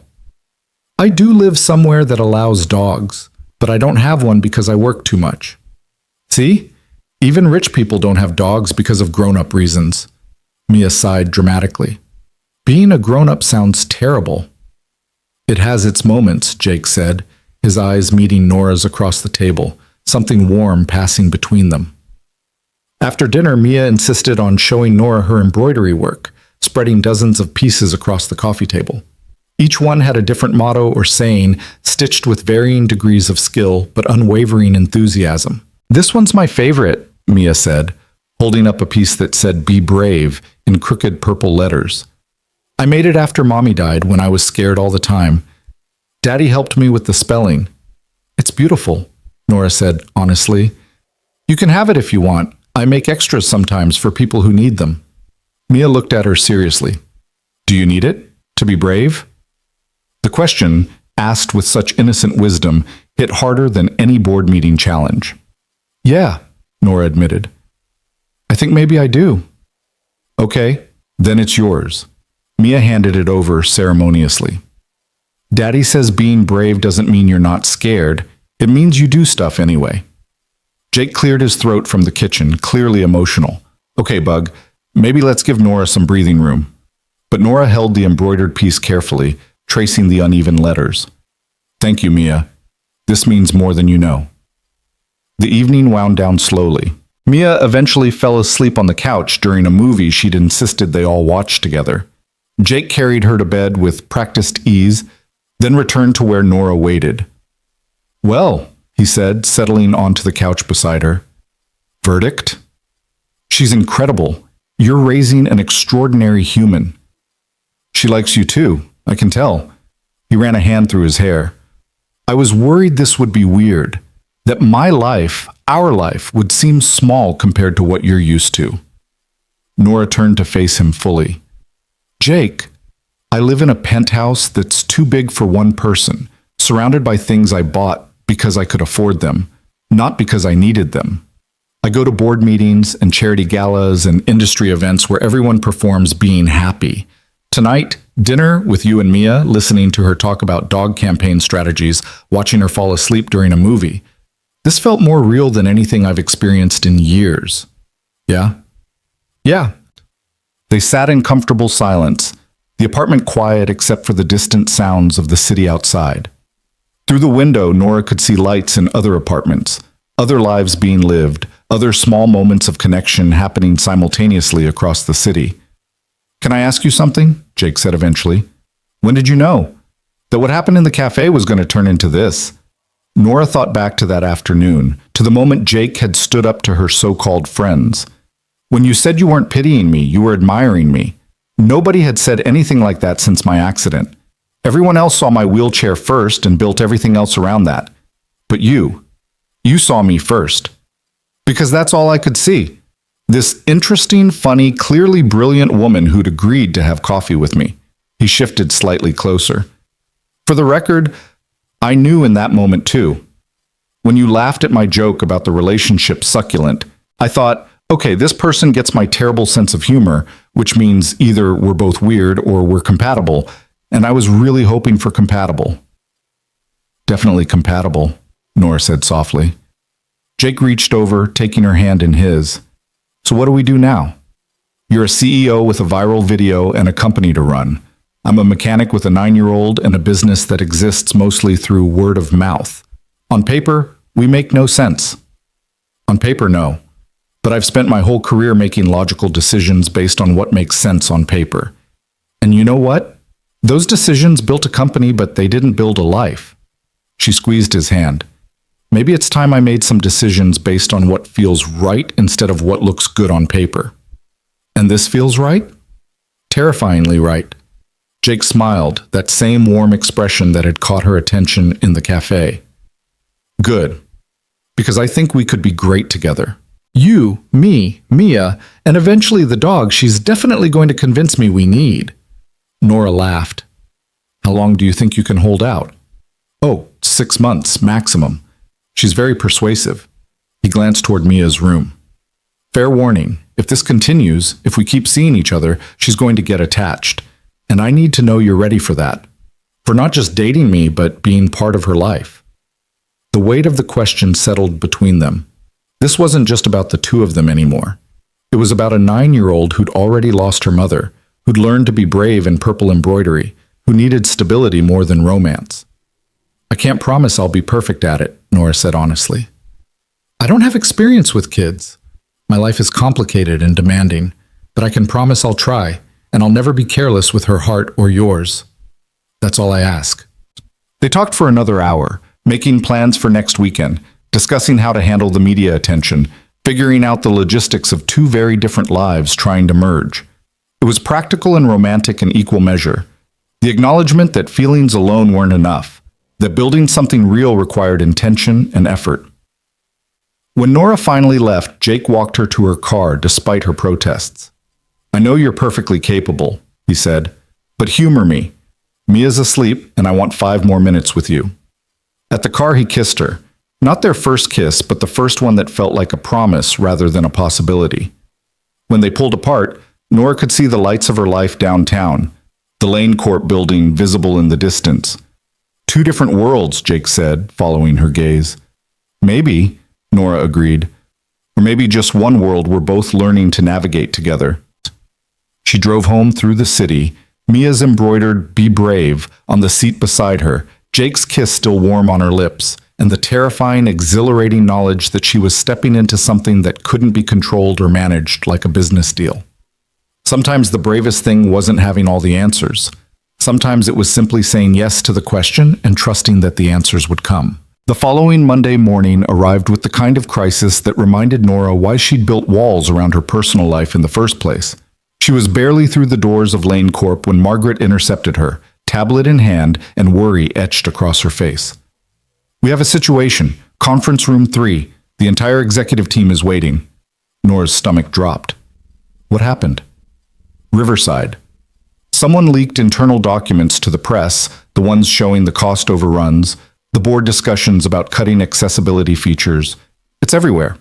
Business Insider, the Wall Street Journal, local news.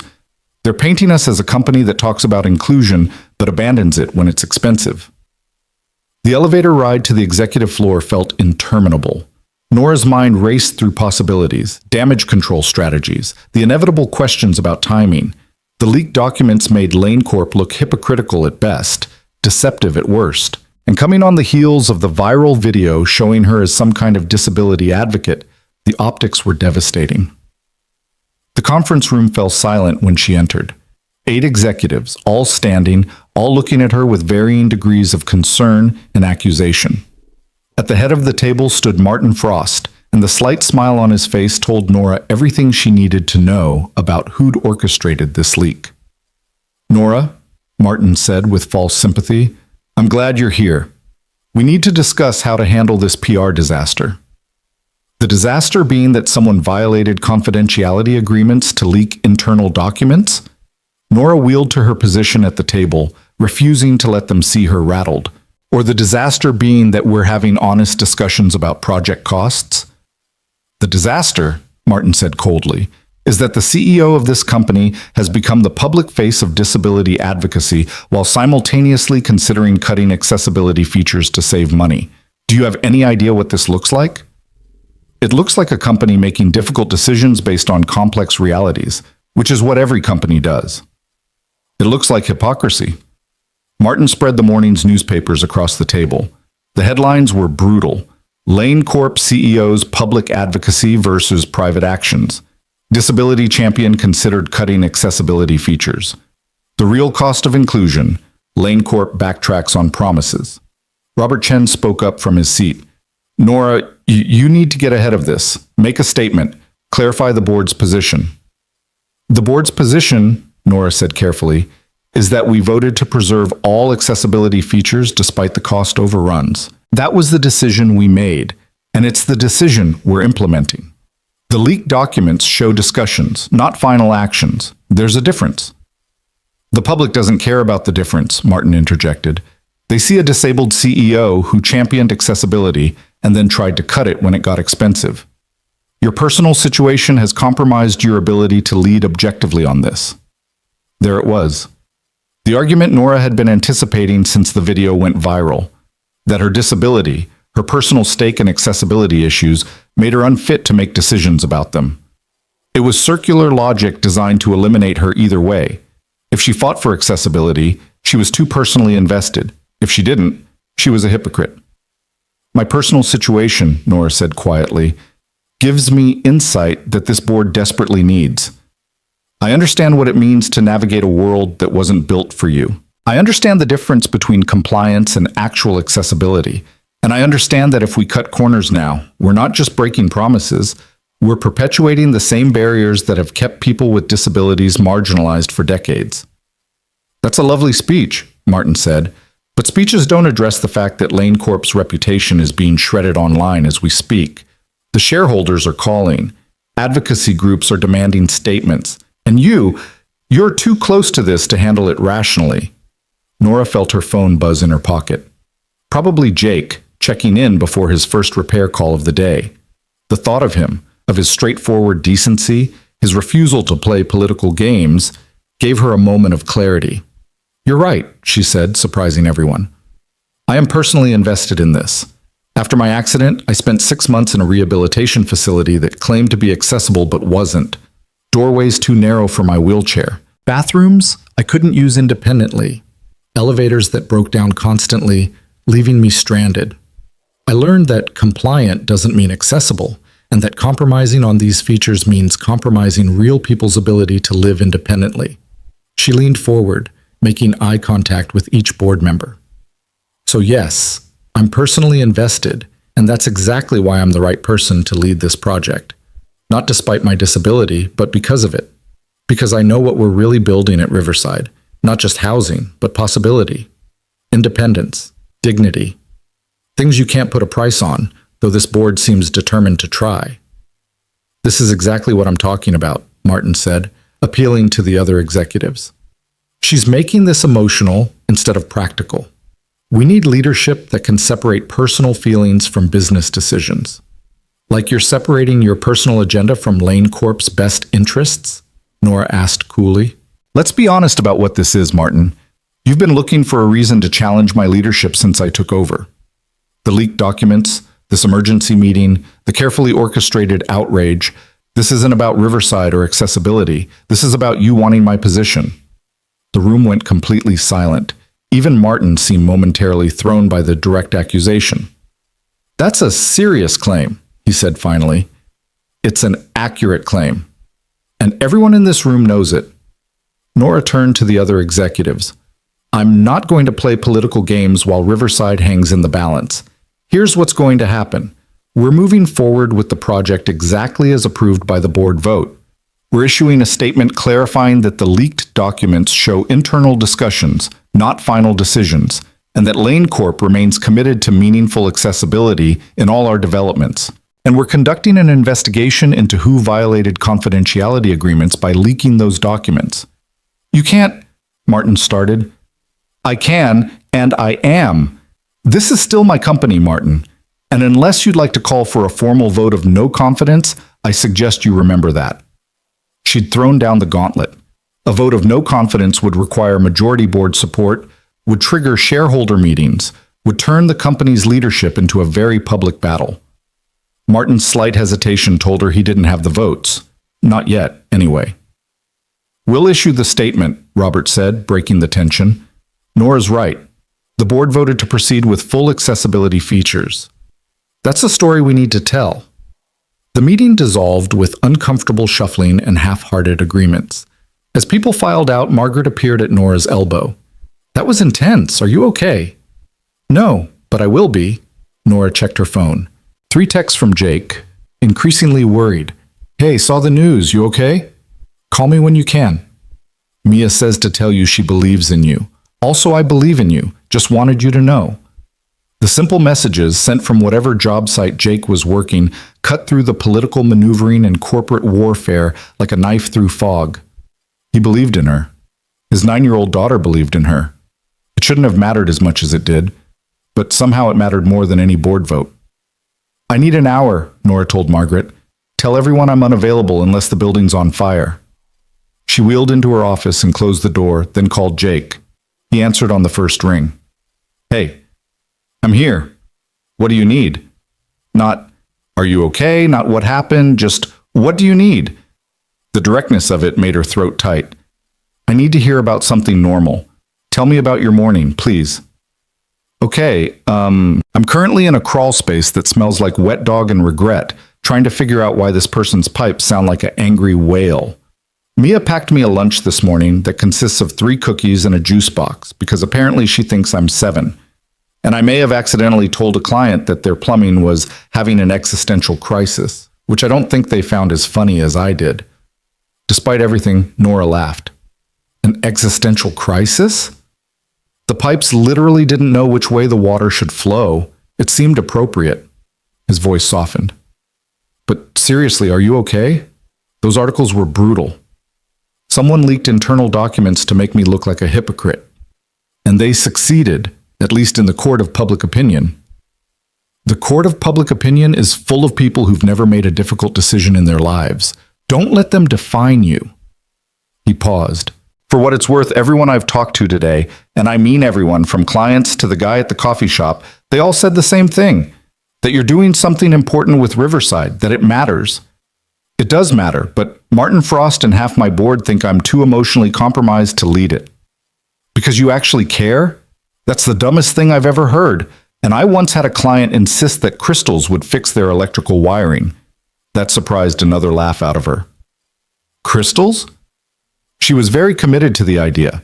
I had to gently explain that crystals, while lovely, do not conduct electricity in a useful way for residential purposes. They talked for 20 more minutes about nothing consequential.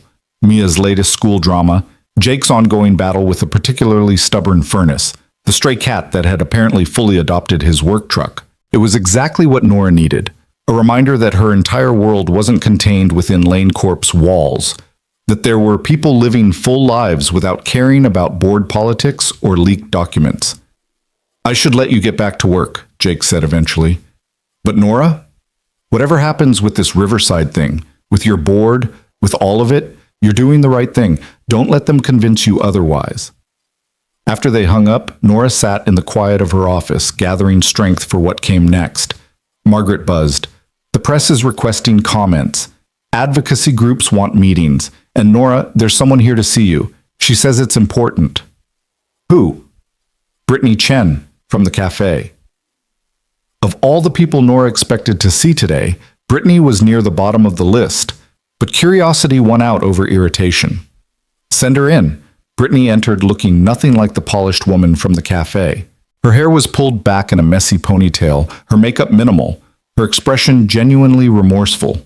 She stopped several feet from Nora's desk, as if afraid to come closer. "I know I have no right to be here," Brittany started. "After what we did, after everything, but I saw the news this morning, and I had to tell you something." Nora waited, saying nothing. "The leaked documents. That was Marcus.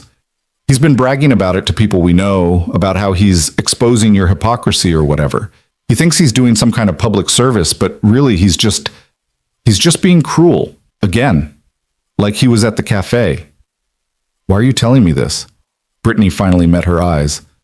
"Because what we did to you was wrong. Setting up that date, filming it, hoping you'd be humiliated. It was awful, and I've felt sick about it every day since.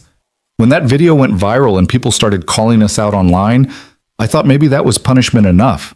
But then Marcus doubled down. He found those documents somehow and leaked them because he was angry that you ended up looking good in the video while we looked like terrible people." "You looked like terrible people because you were being terrible people," Nora said flatly. I know, and I can't undo what we did, but I can give you this." Brittany pulled out her phone, showing a text thread. Marcus coordinating the leak with someone at Lane Corp. I don't know who, but these messages prove he was behind it. Maybe that helps somehow. I don't know. I couldn't stay silent anymore. Nora studied the messages.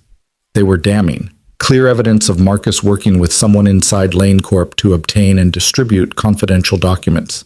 With this, she could pursue legal action, could prove the leak was malicious rather than journalistic. Why would you betray Marcus like this?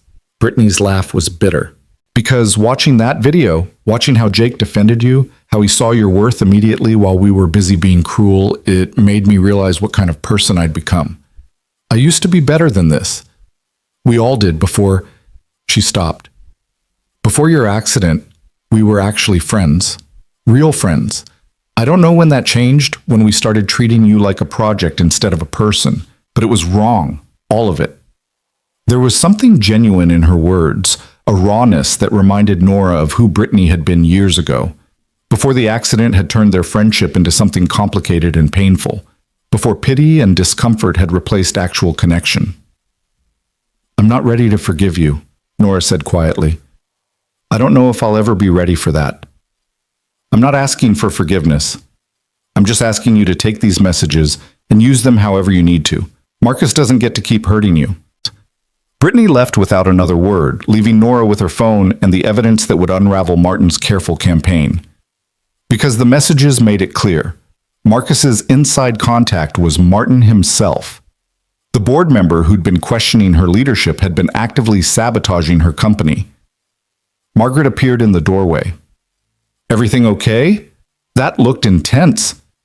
Get legal on the phone and tell Martin Frost his presence is required in my office immediately. We're going to have a very direct conversation about corporate ethics and confidentiality agreements. The confrontation with Martin was brief and decisive. Faced with evidence of his collaboration with Marcus, with proof that he'd leaked confidential documents, Martin had no defense. Within 2 hours, he'd submitted his resignation from the board, pending a legal settlement that would likely cost him significantly. This isn't over, Martin said as he gathered his things. You think you've won, but the damage is done. People see you as compromised, emotional, unfit to lead. People see me as human, Nora corrected, as someone who cares about more than profit margins and political maneuvering. If that makes me unfit to lead in your eyes, I consider it a compliment. After he left, Nora drafted the company's public statement personally, refusing to let PR soften her words into meaninglessness. She explained the board's discussions, the ultimate decision to preserve accessibility features, and the reality that difficult conversations were part of responsible leadership. She acknowledged her personal stake in the issue and framed it as a strength rather than a weakness. The statement went out at 3 p.m., and the response was immediate and divided. Some people praised her honesty, others doubled down on accusations of bias. Disability advocacy groups began organizing in her support, creating hashtags and social media campaigns. The story that Martin had intended to destroy her with instead became a rallying point. By the time Nora left the office at 7, she was exhausted in a way that had nothing to do with physical fatigue, the kind of exhaustion that came from fighting battles on multiple fronts, from defending not just her decisions, but her fundamental right to make them. Her phone rang as she drove home. Jake's name on the screen. Bad timing? He asked when she answered. Perfect timing, actually. Today was... She paused at a red light, trying to find words for the chaos. Today was a lot. Mia and I made chicken stir-fry. There's plenty if you want to come over. No pressure. I know you're probably exhausted, but the offer stands. The image of Jake's small apartment, Mia's enthusiastic chatter, the blessed normalcy of dinner with people who cared about her rather than her position, it was exactly what she needed. I'll be there in 20 minutes. Mia answered the door wearing an apron that was clearly Jake's, rolled up multiple times and still hanging to her knees. Nora, perfect timing. I'm the head chef tonight, which means Daddy's not allowed to criticize my cooking, even though I maybe added too much soy sauce. It's fine, Jake called from the kitchen. We like salty food. It's character building. Dinner was indeed very salty, but also perfect in ways that had nothing to do with seasoning. Mia talked about her day with the kind of detail that suggested she'd been storing up stories specifically to share. A boy in her class had brought a lizard to show and tell. Her teacher had announced a field trip to the science museum. She'd gotten an A on her math test and wanted Nora to know because you inspired me with your brain powers. I inspired you? Yeah, Daddy said you run a giant company and make big decisions all day. So I thought, if Nora can do math with millions of dollars, I can do math with fractions. It's all just numbers. Jake mouthed, sorry, over Mia's head, but Nora just smiled. That's exactly the right way to think about it. It's all just numbers. After dinner, Mia insisted on showing Nora her latest embroidery project, a piece that said "Keep Going" in bright green thread. This one's for Daddy. He's been stressed about work stuff, and I wanted to remind him that giving up isn't allowed in this family. Very wise, Nora said seriously. Your dad's lucky to have you. I know. I tell him that all the time. Once Mia was in bed, Jake and Nora moved to the small balcony off the living room. It overlooked the building's parking lot and a slice of city beyond. Not a spectacular view, but honest in a way Nora appreciated. Rough day? Jake asked, handing her tea in a mug that said, World's Okayest Dad. One of the worst in recent memory. A board member leaked confidential documents trying to make me look like a hypocrite. I had to force his resignation. The press is having a field day, and half the internet thinks I'm either a hero or a fraud, with very little middle ground. Which one are you? Neither. Both. I don't know anymore. Nora wrapped her hands around the mug. I spent 3 years building walls around my personal life because I knew exactly this would happen. That being public, being visible, would open me up to attacks I couldn't control. And then I met you, and all those walls came down, and now you're wondering if maybe the walls were protecting you for a reason. Yeah. Jake was quiet for a moment, staring out at the parking lot. After Sarah died, I did the same thing. Built walls, kept everyone at a distance. Told myself it was to protect Mia, but really it was to protect me. Because if I didn't let anyone in, they couldn't leave. They couldn't hurt us again. What changed? Mia did. She's 9 years old and she has a better understanding of emotional health than I do. She told me, and this is a direct quote, Daddy, loving someone means they can hurt you, but not loving anyone means you hurt yourself. 9 years old and she's out here with philosophy. Nora laughed despite her exhaustion. She's incredible. She is, and she was right. The walls I built to protect us were actually just making us smaller, less connected, less alive. He turned to face her. What happened today? It was awful and unfair, and you didn't deserve it. But would having those walls back really have prevented it? Or would it just have meant facing it alone? I don't know. Maybe both. Well, for what it's worth, you're not alone now. You've got me and Mia and apparently half the internet who thinks you're doing something important with Riverside. That's got to count for something. It did count for something. More than Nora wanted to admit, because admitting how much she'd come to rely on Jake and Mia in just 2 weeks felt dangerous. Felt like building on sand instead of stone. What if this doesn't work? She asked quietly. What if the gap between our lives is too big? You're raising a 9-year-old on a mechanic's income. I'm running a billion-dollar company and fighting public battles. How do those two things coexist? I don't know, Jake admitted, but I think maybe they coexist the same way everything else does, one day at a time, with a lot of communication and probably some spectacular failures along the way. You're being awfully calm about this. I'm terrified, actually. You're a CEO who could have anyone. I'm a single dad with soy sauce in my hair. Thank you, Mia's cooking, and a truck that makes concerning noises. But I'm also a guy who really, really likes you, who thinks you're brilliant and brave and worth the risk of spectacular failure. Nora reached for his hand. I really like you too, which is why I'm scared. I don't want to mess this up. Then we'll be scared together. That seems fair. They sat in comfortable silence, watching the city lights blink on as evening deepened into night. Somewhere in that city, people were reading about Nora, forming opinions, choosing sides. But here, on this small balcony with cheap patio furniture and a view of a parking lot, she was just a woman holding hands with a man who saw her clearly and chose to stay anyway. I should go, she said eventually. It's late, and you have work tomorrow. Or, Jake suggested, you could stay. We have a couch that's surprisingly comfortable. Mia would be thrilled to have you here for breakfast. She makes pancakes that are more enthusiasm than skill, but they're growing on me. The offer hung between them, weighted with implications. Staying meant integrating their lives more fully, meant letting Mia see her as a consistent presence rather than an occasional visitor. It meant taking another step away from the safety of keeping things casual. I don't have clothes for tomorrow, Nora said, which wasn't a no. I have a washing machine and Mia has about 17 t-shirts she'd be happy to lend you. Fair warning, they all have either glitter or inspirational sayings. glitter and inspirational sayings. That's quite a combination. Welcome to life with a 9-year-old. Nora found herself smiling. Okay, I'll stay, but I need to be up early. I have a breakfast meeting with the Riverside architects. I'll make coffee. It's possibly my only domestic skill that Mia hasn't surpassed. They went back inside to find Mia sneaking back toward her bedroom, clearly having been eavesdropping. I heard nothing, she announced unconvincingly. But if Nora's staying, she can use my purple toothbrush. It's new. Mia, you're supposed to be asleep, Jake said with practiced parental exasperation. I was asleep. Then I woke up because I heard voices and I wanted to make sure nobody was being murdered. That's responsible listening. That's eavesdropping. Responsible eavesdropping, Mia grinned at Nora. Are you really staying?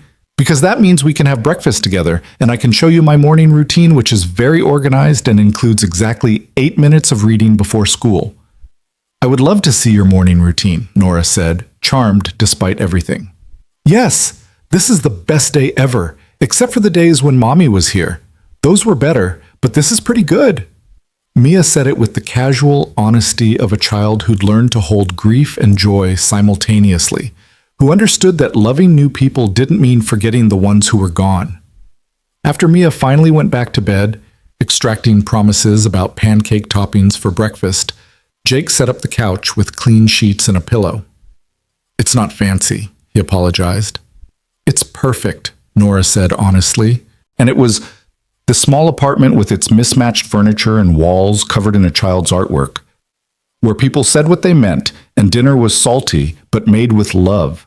It was more real than her penthouse with its designer furniture and carefully curated emptiness. She woke the next morning to the sound of Mia singing in the kitchen and the smell of burning pancakes. Jake appeared with coffee, looking adorably rumpled in pajama pants and a t-shirt that said, "Dad jokes loading." Mia's making breakfast. I've been forbidden from interfering unless there's actual fire. So far we're at slightly charred but technically edible. The morning chaos of getting Mia ready for school while also preparing for work should have been stressful, but instead it felt like something clicking into place. Nora found herself helping Mia pack her backpack while Jake scrambled to find matching socks. They were 15 minutes late leaving, but Mia talked the entire way to school about everything and nothing, and when they dropped her off, she hugged Nora goodbye like it was the most natural thing in the world. "Thank you for staying," Jake said as they watched Mia run toward her classroom. "She needed that. We both did." "So did I," Nora admitted. She made it to her breakfast meeting with the Riverside architects on time, wearing yesterday's clothes and feeling more centered than she had in weeks. The architects had ideas for how to address the structural issues without compromising accessibility, innovative solutions that would actually make the project stronger. "This is brilliant," Nora said, reviewing their proposals. "This is exactly what we needed." "We were inspired by your statement yesterday," one of the architects admitted, "about accessibility being a strength rather than an obligation. It made us think differently about the problem." By midday, the narrative around Riverside had shifted. Architecture blogs picked up the innovative designs. Disability advocacy groups highlighted Lane Corp as an example of commitment over convenience. The resignation of a board member for leaking documents became a story about corporate integrity rather than scandal. Margaret appeared in Nora's office with an unusual expression. "You have a visitor. He says he's here to fix an elevator?" Nora's confusion lasted only until Jake appeared in her doorway, wearing his work clothes and carrying a toolbox, looking completely out of place in the executive suite and completely comfortable anyway. "I heard you had an elevator issue on the 9th floor," he said with a grin. "Thought I'd check it out personally. Quality control and all." "Jake, what are you doing here?" "Having lunch with my girlfriend if she's free, though I'm realizing now that calling ahead might have been smart. Do CEOs do spontaneous lunch? Or is that against some kind of corporate rule?" Margaret was trying unsuccessfully not to smile. "I'll hold your calls for an hour." "My girlfriend?" Nora repeated once they were alone. "Too presumptuous? I can downgrade to woman I'm seeing or upgrade to love of my life if you prefer. Though that might be moving too fast." "Girlfriend is good," Nora interrupted, her heart doing something complicated and wonderful. "Girlfriend is perfect." They had lunch in her office, sandwiches Jake had brought from a deli near his morning job. It should have been awkward, this collision of their two worlds, but instead it felt right. Jake asked intelligent questions about Riverside. She explained the architectural solutions in ways that made him light up with understanding. They talked about the difference between fixing problems and building better systems, and discovered they approached their very different work with surprisingly similar philosophies. "You should see this place at night," Nora said, gesturing to the view from her window. "The whole city lit up. It's beautiful, but also lonely, like being above everything instead of part of it." "So come down sometimes," Jake suggested. "Be part of it instead of above it." "Mia and I live very much in the middle of things. There's a park 3 blocks from our apartment where she likes to feed the ducks. They're aggressive ducks. She's working on a campaign to get them behavior training, and a corner store run by this old man who always gives her extra gummy bears. That's the city too, not just the view from the top." He was right, of course. She'd spent so long seeing the city as something she built rather than something she lived in. Her developments were projects, not communities. Her empire was abstract numbers rather than actual people's homes and workplaces. "Come to a site visit with me," she said impulsively. "Tomorrow, Riverside. I want you to see what we're building." "I'm just a mechanic, Nora. I don't know anything about commercial development." "You know about what works and what doesn't. You know about practical problems and elegant solutions. That's exactly the perspective I need." So the next afternoon found Jake standing in an empty lot in his work boots and jeans, surrounded by architects and engineers in hard hats, as Nora explained the Riverside vision. He asked questions that made the professionals pause and reconsider, pointing out potential issues from the perspective of someone who'd actually have to maintain and repair these systems. "The accessible bathroom designs are beautiful," he said, studying the plans.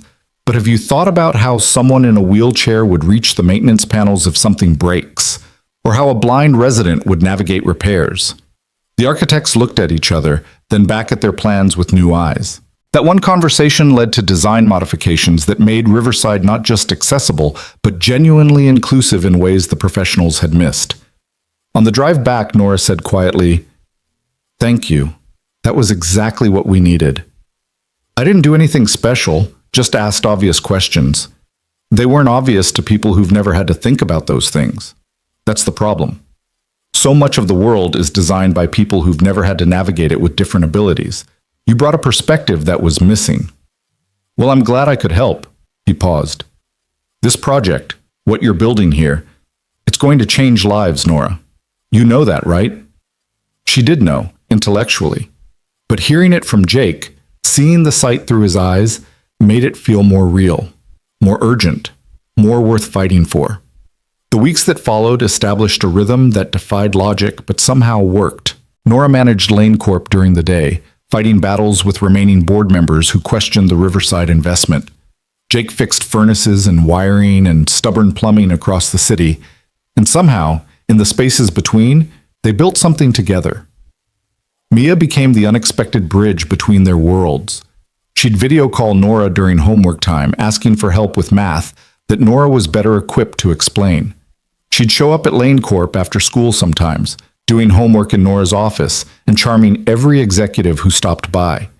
She treated Nora's wheelchair as completely unremarkable, sometimes using it as a chair herself when Nora transferred to the couch, completely at ease with the reality of disability in ways many adults never mastered.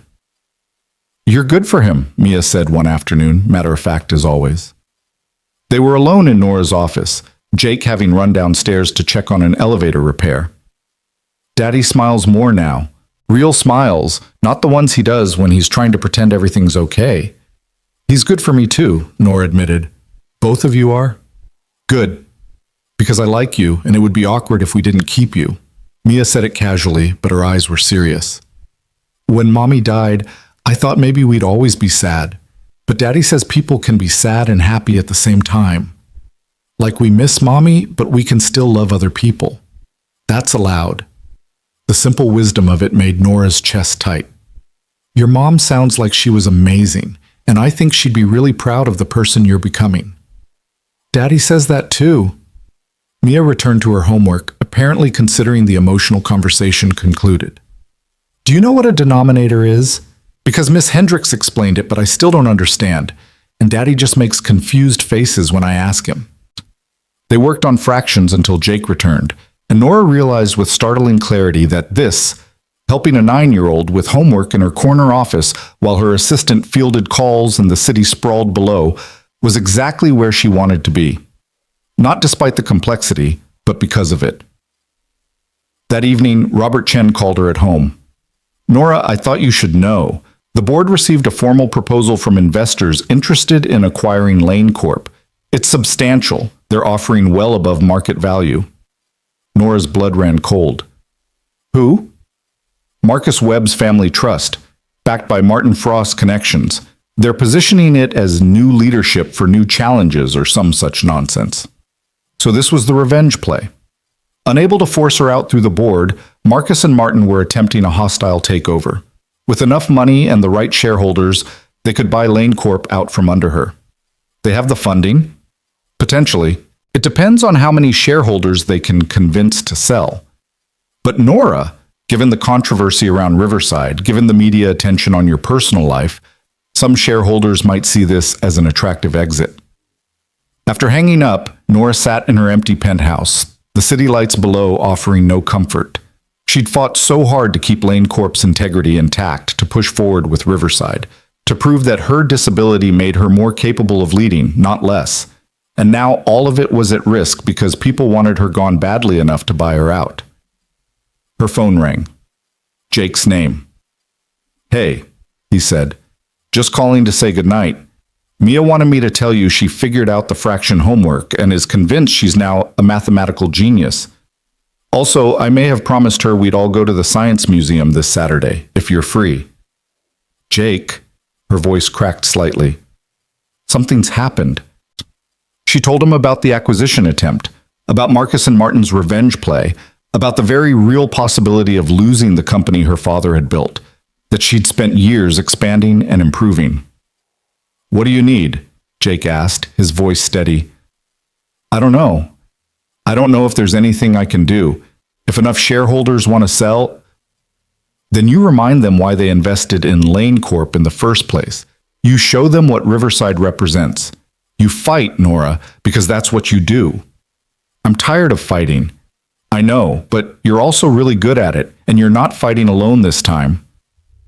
He was right. She wasn't alone. And maybe that was the thing that had changed. Not that the battles had gotten easier, but that she finally had people in her corner who weren't there because of her position or her money, but because they believed in her. The fight for Lane Corp was just beginning, but for the first time in 3 years, Nora felt ready to face it. Not because she was certain of winning, but because she finally understood that losing the company would hurt, but losing herself would be worse. And with Jake and Mia beside her, she was more herself than she'd been in years. Strong hearts walk farther. Mia's embroidered words had been more prophetic than either of them knew, and Nora was discovering just how far hers could carry her. The war for Lane Corp began in earnest the next morning when Nora arrived at her office to find a formal acquisition offer waiting on her desk. The numbers were staggering. Marcus and Martin had assembled backing from 3 major investment firms, offering shareholders a premium that would be difficult to refuse. The letter was professionally worded, but the threat underneath was clear. Accept their offer or watch them systematically buy out enough shares to force the issue. Margaret appeared with coffee and a grim expression. "The financial press already has the story. Someone leaked it overnight." Of course they did. Nora scanned the offer again, her mind racing through options. She owned 40% of Lane Corp, substantial, but not enough to prevent a takeover if other major shareholders decided to sell. "Get me a meeting with every board member who voted to support Riverside, and contact our major shareholders. I want to talk to each of them personally before Marcus and Martin do." "Nora, there are over 50 major shareholders. Then I'd better start now." What followed were 3 of the most exhausting weeks of Nora's life. She spent 12-hour days calling shareholders, meeting with board members, making presentations about Lane Corp's vision and the value of staying independent. Some conversations went well. Longtime investors who believed in the company's direction, who saw Riverside as innovative rather than risky. Others went poorly. Shareholders who saw Marcus's offer as a chance to cash out with significant profit, who didn't care about company vision as long as their returns were healthy. Through it all, Jake and Mia became her anchor to reality. Jake would show up at her office late at night with food he'd made or picked up, refusing to let her work through dinner. Mia would video call with updates about school and questions about whether Nora had remembered to eat lunch. Functioning as a 9-year-old accountability partner with surprising effectiveness. "You look tired," Mia observed one evening via video, her face scrunched in concern. "Daddy says you're working too much, and I agree. Working too much is bad for your brain." "Your dad is very wise," Nora said, rubbing her eyes, "but sometimes there are things that need extra work." "But not at the expense of your health," Jake's voice came from off-screen. "Tell her, Mia." "Not at the expense of your health," Mia repeated dutifully. "Also, we miss you. It's been 3 days since we saw you in person, and that's too long. Daddy won't admit it, but he keeps checking his phone to see if you've texted." "Mia!" Jake's protest was audible. "It's true. You check it like every 5 minutes. It's actually kind of sad." Despite her exhaustion, Nora laughed. "Tell your dad I miss him too. And I miss you. This weekend, I promise. We'll do something fun." "The Science Museum. You promised." "The Science Museum it is." But that weekend brought a new crisis. One of Lane Corp's largest shareholders, a retirement fund that owned 15% of the company, announced they were accepting Marcus's offer. The news sent shockwaves through the business community and gave Marcus exactly the momentum he needed. Other shareholders started calling, asking whether Nora had a counter-strategy, whether staying with Lane Corp was still the smart investment. Saturday morning, instead of the Science Museum, Nora was in an emergency board meeting. Robert Chen had called it, gathering the remaining loyal board members to discuss options. "We need to make a counteroffer," Robert said bluntly. "Something that gives shareholders a reason to stay beyond company loyalty." "With what capital?" another board member asked. "We've invested heavily in Riverside. Our cash reserves are committed. Then we find investors who believe in our vision. We create an employee stock ownership plan. We get creative." Robert looked at Nora. "But ultimately, this decision is yours. You're still CEO. What do you want to do?" What did she want to do? Fight until Lane Corp was financially damaged from the battle? Or accept defeat, take Marcus's offer, walk away with her wealth intact but her vision compromised? Her phone buzzed. A text from Jake. "Mia's disappointed about the museum, but she understands. We're making a blanket fort and having a movie day if you want to join after your meeting. No pressure." Then another text, this one from Mia herself. "Daddy helped me spell this. We believe in you. Strong hearts, remember?" Nora looked up at the board members waiting for her decision.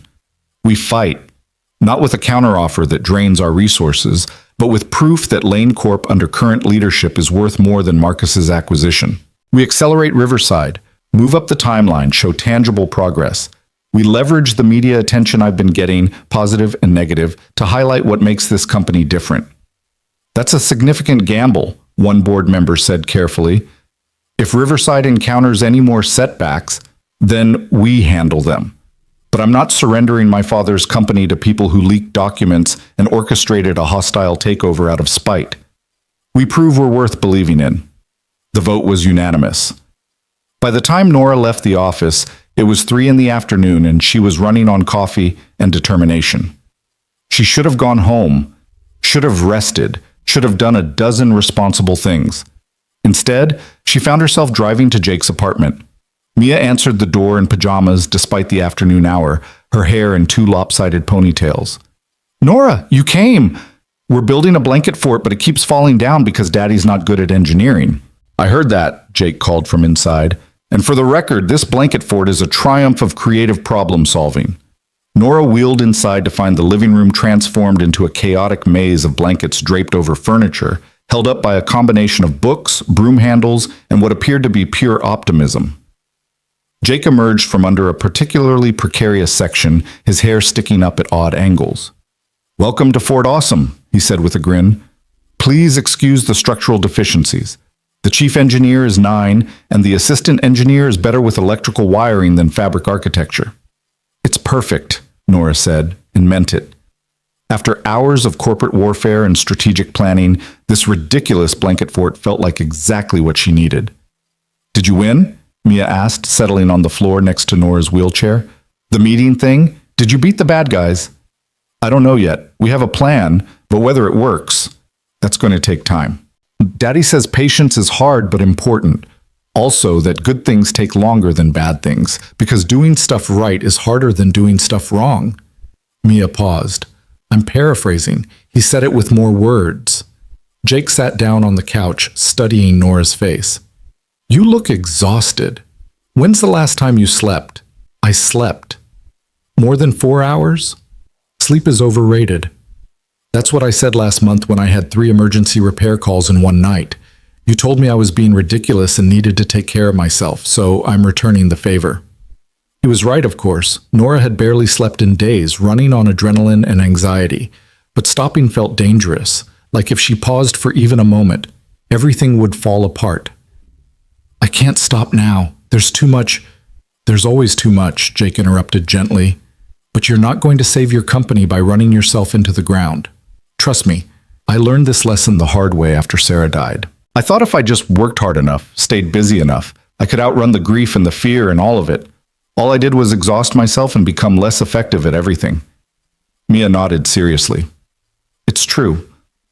He made very bad macaroni during that time. Like, really bad. We're talking inedible. My macaroni wasn't that bad, Jake protested. Daddy, you forgot to add water. It was pasta-shaped rocks. Despite everything, Nora laughed. The image of Jake serving his daughter rocks for dinner, both of them trying to navigate grief in daily life, was both heartbreaking and somehow reassuring. They'd survived that. They'd figured it out. Maybe she could figure this out too. Okay, she conceded. Maybe I could use a break. Excellent, Mia jumped up. Movie time. We're watching something with talking animals because that's my fort, my rules. You can nap if you want. Daddy always naps during movies and pretends he was resting his eyes. They settled into the blanket fort, Nora transferring from her wheelchair to sit on cushions on the floor, Jake beside her, Mia stretched out in front of them. The movie was indeed about talking animals, something animated and cheerful that required zero mental energy. Halfway through, Nora felt her eyes growing heavy.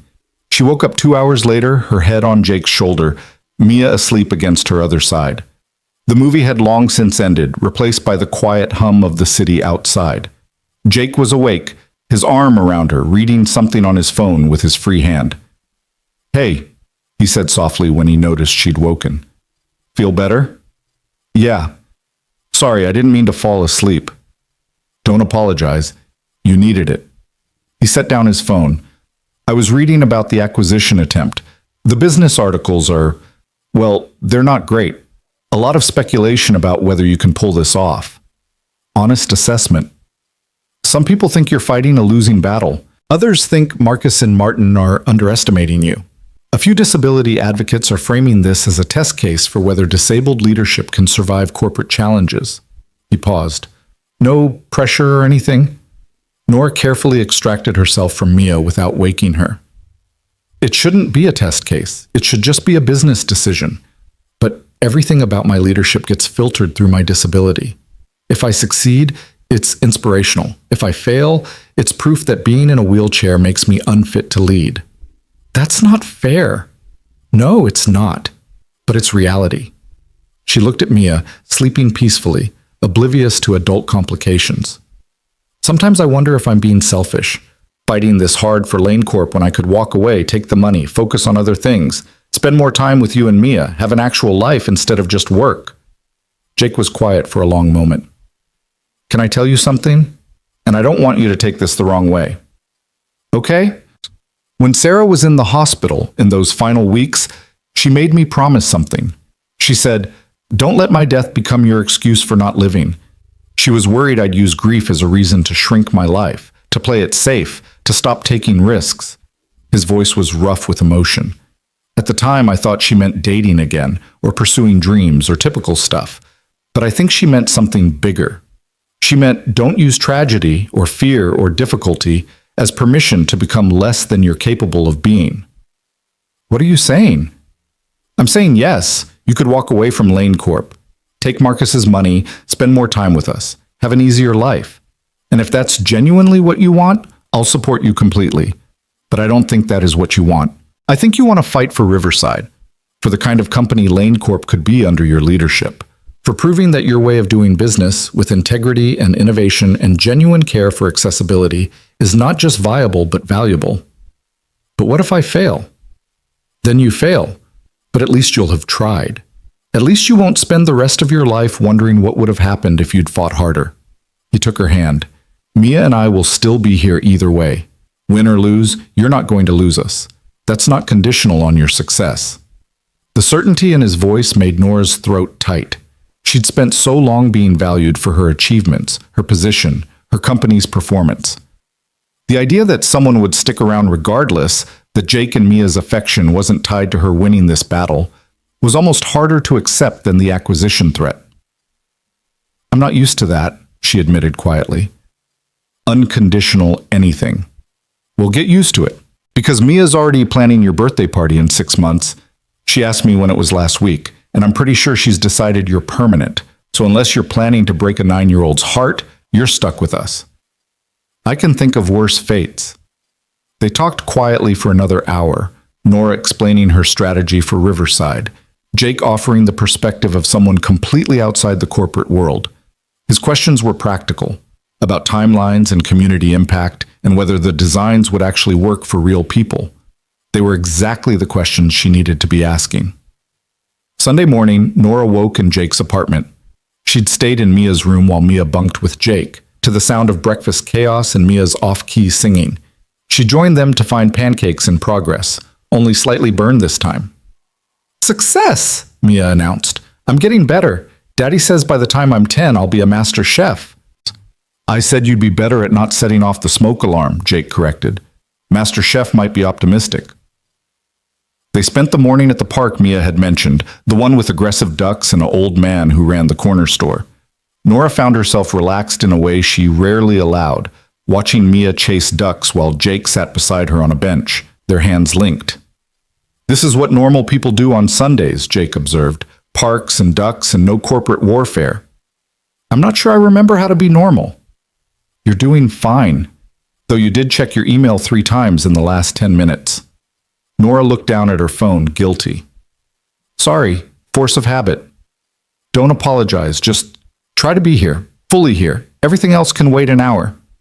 So Nora put her phone away and tried to be fully present. She watched Mia attempt to organize the ducks into a straight line, a futile effort the girl pursued with admirable determination. She listened to Jake talk about his plan to expand his repair business, maybe hire an apprentice, build something sustainable. She breathed in the autumn air and felt, for just a moment, like everything might actually be okay. That moment lasted until Monday morning, when the next crisis hit. A video surfaced online, footage from the cafe, but different from the original viral video. This one had been edited, manipulated to make it look like Jake had known about Nora's identity all along.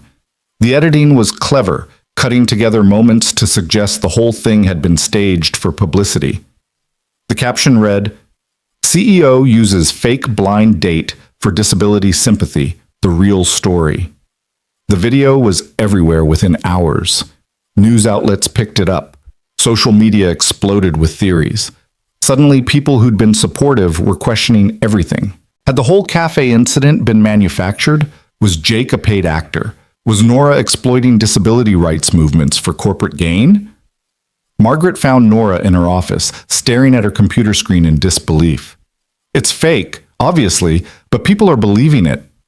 How is this possible? Who would—" But Nora knew. Marcus. This had his fingerprints all over it. Unable to win through legitimate acquisition, he was resorting to character assassination. Her phone rang. Jake's name. "I'm seeing it," he said without preamble. "The video. People are calling me, asking for comments. One reporter showed up at a job site wanting to know how much you paid me to play your boyfriend." "Jake, I'm so sorry. I never meant for you to get dragged into this. I know you didn't, and I'm not worried about me. I'm worried about you and about Mia. She's going to hear about this at school. Kids talk, parents gossip. How do I explain to a 9-year-old that sometimes people lie to hurt other people?" Nora felt the weight of guilt settle onto her shoulders.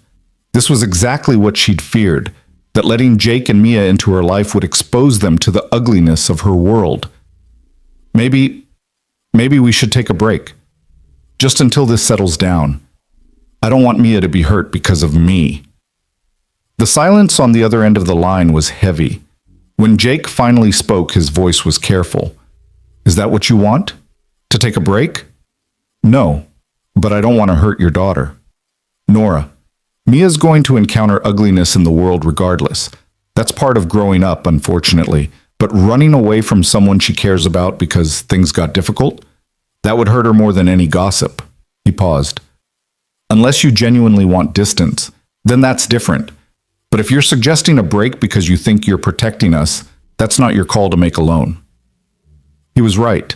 Nora realized she'd been making the same mistake she always made, assuming she had to handle everything alone, that protecting people meant pushing them away rather than letting them stand beside her. I don't want distance, she admitted. I'm just scared. This is getting uglier than I anticipated. Then we deal with it together. Mia's tougher than you think. So am I.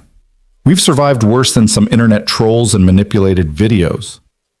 That afternoon, Nora did something she'd never done before. She held a press conference, not to address business matters, but to address the video directly. Sitting in front of dozens of reporters, she told the truth simply and clearly. The video circulating online is manipulated. Jake Turner and I met on a blind date arranged by people I thought were friends. We didn't know each other beforehand. What happened at that cafe was real, both the cruelty of the setup and the kindness Jake showed in response. Everything since then has been real too. I'm not going to dissect my personal life for public consumption, but I will say this. The people trying to discredit me are the same people attempting a hostile takeover of my company. This character assassination is part of a larger pattern of trying to remove me from leadership. I'm not going anywhere. The questions that followed were brutal, invasive, exactly what she'd expected. But Nora answered them with the same directness she'd brought to business decisions, refusing to be defensive or apologetic. Afterwards, Robert Chen pulled her aside. That was risky. Personal press conferences rarely end well. I'm tired of letting other people control the narrative. Let them see me defending myself and the people I care about. If that's risky, so be it. The press conference did exactly what she'd hoped. It shifted the conversation from speculation to fact. Tech experts analyzed the edited video and confirmed the manipulation. Journalists who'd been skeptical started questioning Marcus's tactics. And crucially, several major shareholders called to express their support, disturbed by the increasingly nasty campaign against her. But the real turning point came from an unexpected source. 3 days after her press conference, disability advocacy organizations across the country issued a joint statement. They'd been watching the acquisition battle, had analyzed both Lane Corp's track record on accessibility and Marcus Webb's history with disability issues. Their statement was unequivocal. Lane Corp, under Nora's leadership, represented meaningful progress on accessibility, while Marcus's business history showed consistent disregard for disability rights. They urged shareholders to reject the acquisition and called on the business community to recognize disability leadership as a strength rather than a liability. The statement was picked up by major news outlets. Prominent disabled activists went on television to discuss Nora's leadership. Viral social media threads highlighted the difference between performative inclusion and genuine accessibility in corporate culture. Within 48 hours, public opinion had shifted dramatically. Margaret appeared in Nora's office with actual good news for the first time in weeks. 3 major shareholders just called. They're rejecting Marcus's offer. They said, and I quote, "We'd rather invest in vision than vindictiveness." Nora felt something unclench in her chest. 3? 3. Which, combined with your shares in Robert's block, gives us controlling interest. Marcus can keep trying, but unless he finds significantly more backing, the hostile takeover is effectively dead. For the first time since this battle began, Nora let herself believe she might actually win. Not just survive, but win. Keep Lane Corp. Push forward with Riverside. Prove that her way of leading was not just viable, but valuable. She called Jake immediately. We might have done it. We might have actually done it. That's amazing. See, I told you, strong hearts walk farther. Is Mia there? I want to tell her too. She's at school, but she's going to be thrilled. She's been very stressed about this in her 9-year-old way. She made you a support embroidery that says, "Winners never quit," but was worried about giving it to you in case you thought she was being presumptuous about the outcome. Tell her I want that embroidery immediately, and tell her—" Nora paused, emotion suddenly catching in her throat. "Tell her thank you for believing in me, both of you. I couldn't have done this without that." "You could have, but we're glad you didn't have to." The final board meeting happened on a Friday afternoon. Marcus had requested permission to address the board one last time, a formality Nora couldn't refuse without seeming petty. She sat at the head of the table, Robert on her right, other loyal board members arrayed around her, and waited. Marcus entered with Martin at his side, both men wearing expressions that suggested they knew they'd lost but weren't ready to admit it. The presentation Marcus made was polished, professional, full of statistics about shareholder value and market position and growth potential under new leadership. When he finished, the room was silent. Then Nora spoke. "That was an impressive presentation, Marcus. Professional, well-researched, exactly the kind of pitch that works in most boardrooms. But this isn't most boardrooms. This is Lane Corp, a company built by my father on principles that go beyond profit margins.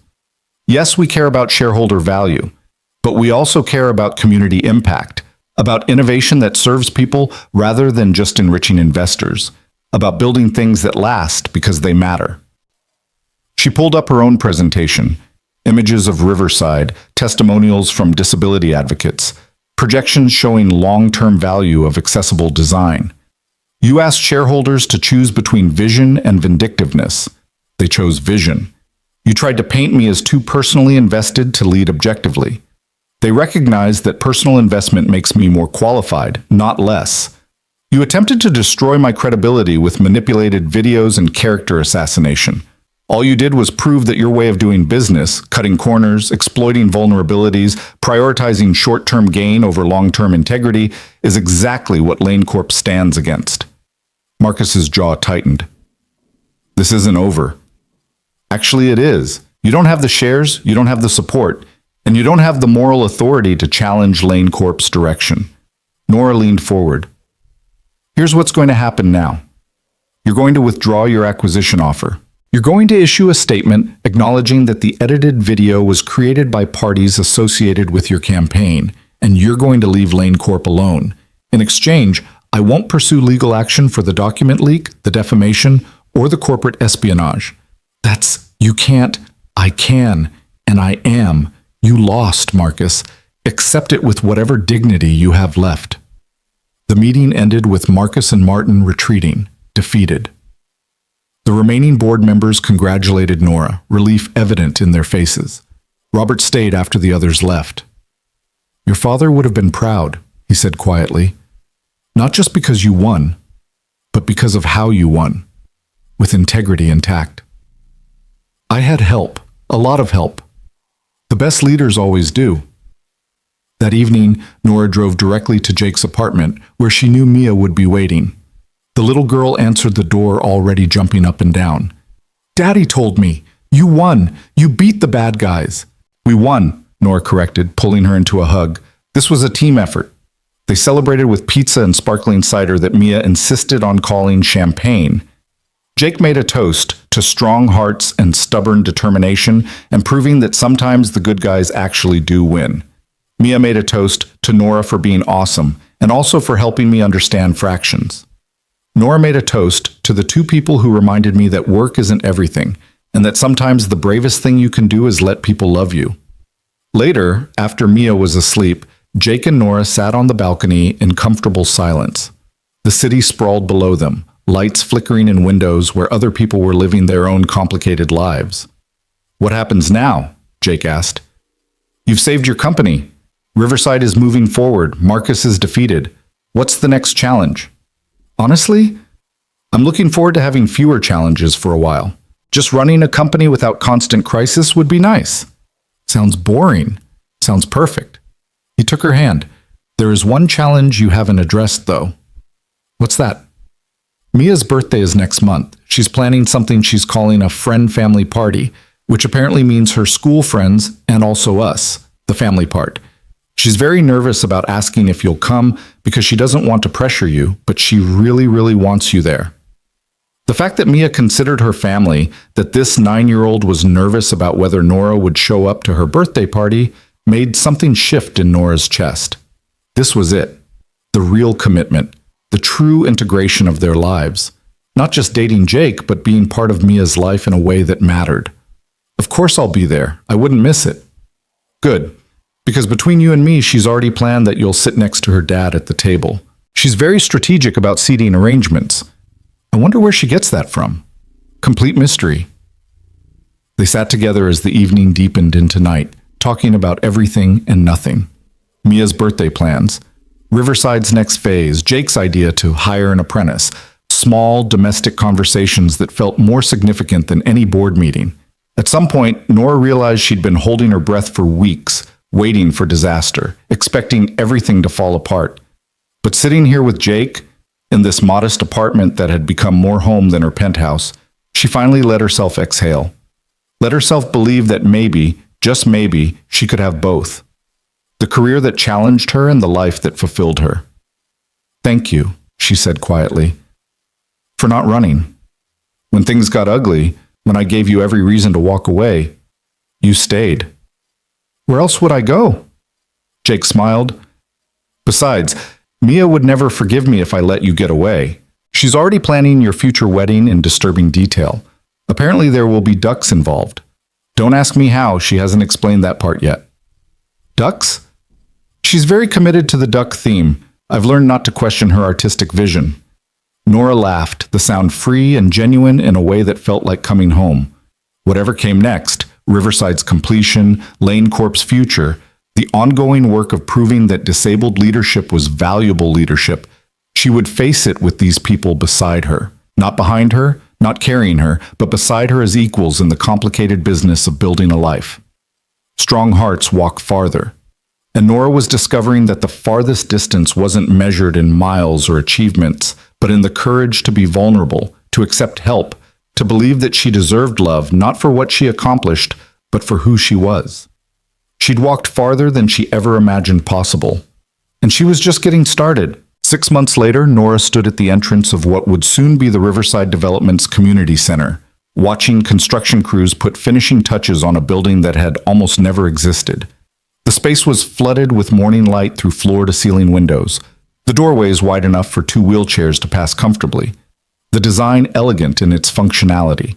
It was everything she'd envisioned and fought for, made real in steel and glass and determination.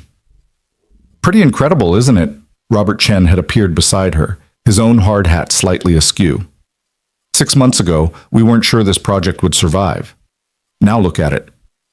"Now look at it," Nora echoed, emotion thick in her voice. Riverside had become more than just a development. It was proof that accessible design could be beautiful, that inclusion could be profitable, that her vision for Lane Corp was not just idealistic dreaming, but practical reality. Margaret approached with her ever-present tablet. "The press is arriving for the preview tour. Mayor's office confirmed she'll be here, and Nora, Jake just texted. He and Mia are running late because apparently there was a wardrobe emergency that required 3 outfit changes." Nora smiled, checking her phone to find a message from Jake. "Mia insists she needs to look professional and artistic, which apparently means striped tights and a tutu. We're negotiating. Send help." She typed back quickly. "Let her wear the tutu. This is her day too." Because it was. Over the past months, Mia had become something of a mascot for the Riverside project, visiting the site regularly with Jake, asking questions that often led to design improvements. Her childlike perspective had forced the architects to think about things like, what if someone short needs to reach the buttons? And shouldn't there be fun colors, not just boring beige? The community center's children's area bore her influence in every bright, accessible, joyful detail. The preview tour began with journalists and city officials, all of them touring the model units with varying degrees of genuine interest and performative enthusiasm. Nora had given 1,000 presentations about Riverside, but this one felt different. This wasn't theoretical anymore. People could walk through the spaces, test the features, see how thoughtful design created independence rather than just accommodation. A reporter from the local disability advocacy magazine stopped her. "Ms. Lane, 6 months ago you were fighting for your company's survival. Now you're opening what some are calling the most innovative, accessible housing development in the country. How does it feel? Terrifying, Nora said honestly, and wonderful, and like the beginning rather than the end. Riverside proves what's possible, but there's so much more work to do. Every city should have developments like this. Every builder should think about accessibility from the start, not as an afterthought. Some critics have said you're using your own disability as a marketing tool. It was a question designed to provoke, but Nora had learned to navigate these waters. I'm using my experience to inform better design. There's a difference. I've lived in spaces that weren't built for me, that made daily life unnecessarily difficult. I don't want anyone else to have that experience if I can prevent it. If that's using my disability as a marketing tool, then yes, I'm absolutely doing that. The reporter smiled, genuine rather than adversarial. For what it's worth, I think you're changing how people think about accessible design, making it aspirational rather than obligatory. After the official tour ended, Nora found Jake and Mia in the children's area. Mia had indeed worn the tutu, paired with striped tights and a blazer that was clearly Jake's attempt at compromise. She was currently giving an impromptu tour to several bemused city officials, explaining with absolute authority why the reading nook had 3 different height levels and how the sensory wall would help kids who think differently. She's a natural, Robert observed, watching Mia gesture enthusiastically. Have you considered hiring her as a consultant? She's 9, Jake said, but he was beaming with pride. She's brilliant, Nora corrected, and she's absolutely getting a consultant credit in the dedication plaque. Mia overheard and came running over, tutu bouncing. Really? My name on a real plaque? That's like officially fancy. Officially fancy, Nora confirmed. You helped make this place better. That deserves recognition. The little girl's face grew serious. Can I tell you something? When Mommy was sick, everything was hard. Like the hospital was hard to get around, and people were always in the way, and the bathrooms were too small for wheelchairs and all the equipment. I used to think about how, if I ever got to build places, I'd make them better. She looked around the community center. You made them better, Nora. People here won't have to feel how we felt. Jake's eyes had gone suspiciously bright. Nora felt her own throat tighten. This was why she'd fought so hard, not for architectural awards or business success, but for moments like this. For the knowledge that fewer families would struggle the way Jake and Mia had struggled, that fewer people would feel excluded from spaces they had every right to occupy. We made it better together, Nora said, pulling Mia into a hug. Your ideas mattered. Your perspective mattered. Don't forget that. The official opening ceremony was scheduled for 2 weeks later, giving the construction crew time to finish final details. Those 2 weeks passed in a blur of last-minute adjustments, media interviews, and an increasing sense that Riverside represented a turning point not just for Lane Corp, but for Nora personally. The night before the opening, she had dinner at Jake's apartment, a routine that had become as natural as breathing over the past months. They'd developed rhythms, small domestic patterns that felt like building something lasting. Jake cooked on Tuesdays and Thursdays. Nora brought takeout on Mondays and Wednesdays. Fridays were reserved for Mia to experiment with increasingly ambitious recipes that were occasionally edible. Weekends belonged to all 3 of them, museums and parks, and the comfortable chaos of becoming a family without ever formally discussing it. Nervous about tomorrow? Jake asked as they cleaned up after dinner. Mia was in her room, supposedly doing homework, but more likely working on the speech she'd written for the opening ceremony, despite no one asking her to write a speech. Terrified, Nora admitted.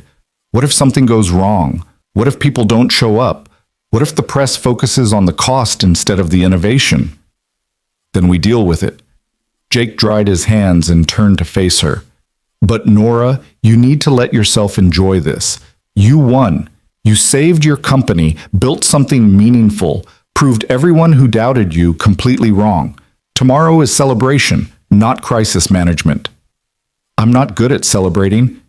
I've noticed. Which is why I'm making it my personal mission to teach you. He pulled her closer, his hands on her wheelchair's armrests, bringing them eye to eye. You've spent so long fighting that you've forgotten how to rest, how to acknowledge victories, how to just be happy without waiting for the other shoe to drop. What if the other shoe does drop? Then we'll deal with it when it happens. But tonight, right now, in this kitchen with leftover pasta sauce on my shirt, and our daughter probably writing a novel instead of doing her social studies homework, right now, everything is okay. Can you just be here in that? Our daughter. Jake had said it casually, naturally, as if Mia belonging to both of them was simply a fact rather than something they'd carefully negotiated over months. The words settled into Nora's chest like warmth spreading, like coming home. Yeah, she said softly. I can be here in that. He kissed her then, gentle and familiar, tasting like the wine they'd had with dinner and the promise of ordinary evenings stretching into the future.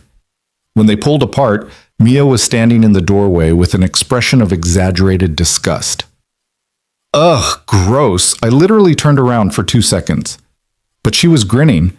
Also, I finished my speech for tomorrow and it's really good. Do you want to hear it? Absolutely, Nora said. Let's hear this really good speech. Mia cleared her throat dramatically and began. Good morning, everyone. My name is Mia Turner, and I'm here to talk about hope. She paused for effect. Before we met Nora, my daddy and I were okay, but we were kind of sad a lot. We missed my mom, and we didn't think we'd ever feel like a whole family again. Then Nora came, and she didn't fix everything because people aren't broken things that need fixing. But she made us feel like family could be bigger than we thought, like we could add people without losing the people we already loved. Nora felt tears pricking her eyes. Beside her, Jake had gone completely still. Mia continued, warming to her theme. Riverside is kind of like that too. It's not fixing broken people. It's making space for everyone to live good lives, to have homes and communities and all the stuff everyone deserves. My mom used to say that the world is only as good as how we treat people who need help. Nora's making the world better. And also she's really good at math and lets me do homework at her office and brings me snacks. So basically, she's pretty much perfect. I'm not reading that tomorrow, Jake said, his voice rough. I'll cry in front of the entire city. Daddy, you cry at commercials. You're going to cry anyway. Mia looked at Nora anxiously. Is it too much? Daddy said I should keep it professional, but I think emotions are professional. Emotions are just truth with feelings attached. It's perfect, Nora managed. Absolutely perfect. And yes, you're reading it tomorrow. Really? Mia's face lit up. Even the part where I called you perfect? Especially that part. The opening ceremony dawned bright and clear, the kind of spring morning that felt like the universe cooperating with human plans. Nora arrived early, wheeling through Riverside's main plaza where hundreds of chairs were arranged facing a temporary stage. The plaza itself was a marvel, completely accessible, with varied seating heights, sensory-friendly quiet zones, and wayfinding that worked for people with different abilities.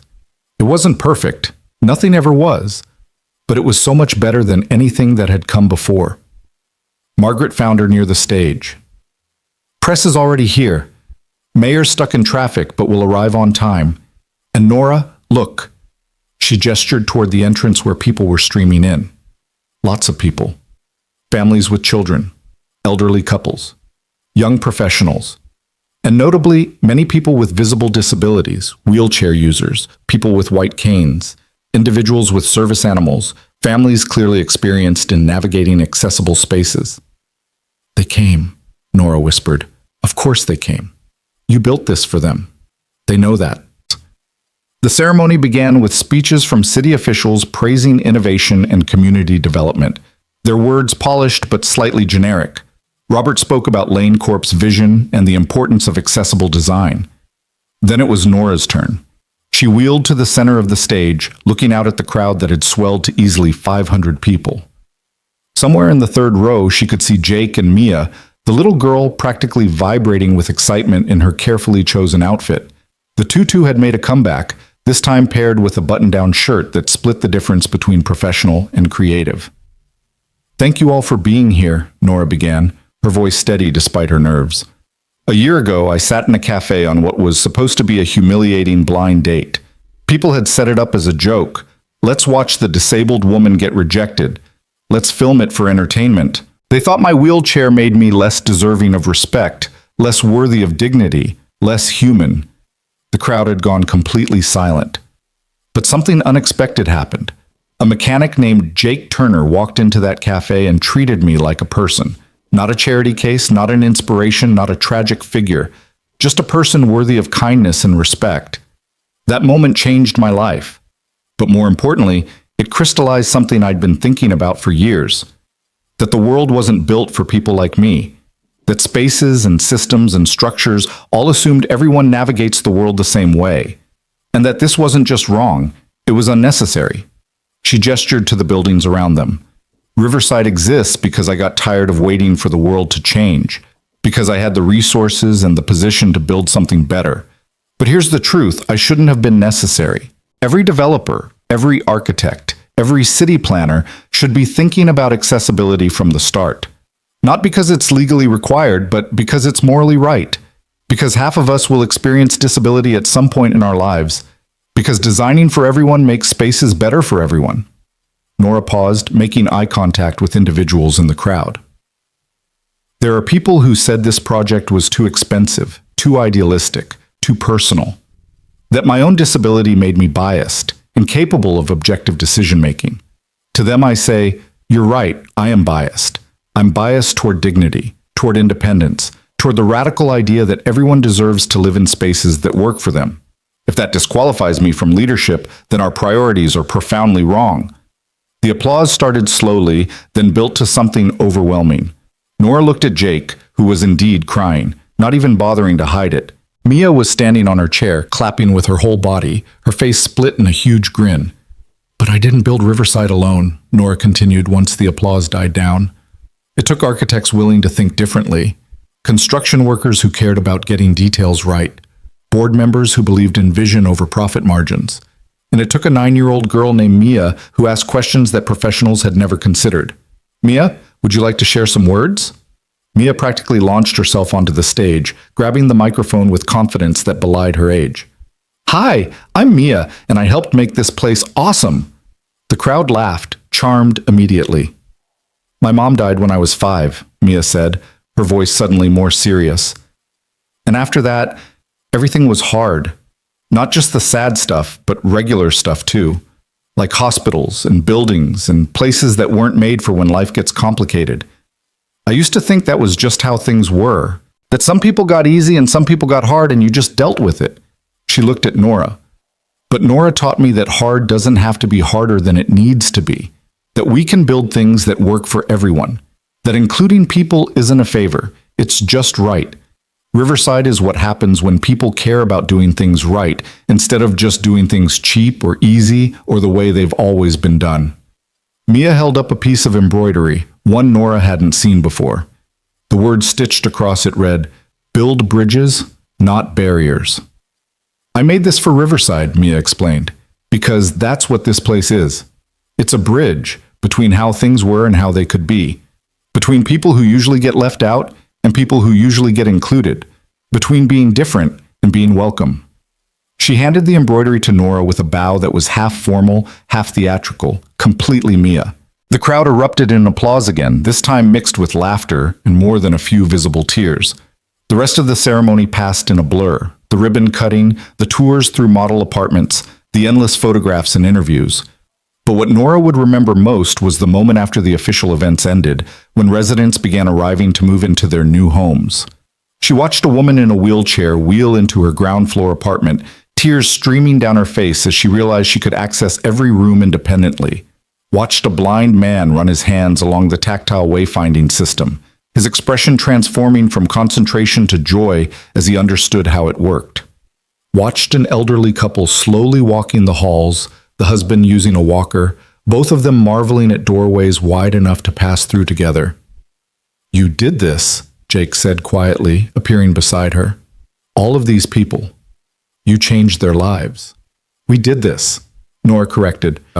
You, me, Mia, everyone who believed this mattered." A reporter approached for one final interview, this one for a national disability rights magazine. "Miss Lane, what's next? After Riverside, what's the next project?" Nora looked at Jake and Mia, at the families moving into their new homes, at the cities stretching out beyond Riverside's boundaries. "Everything," she said simply. "Every Lane Corp development from now on will incorporate these principles.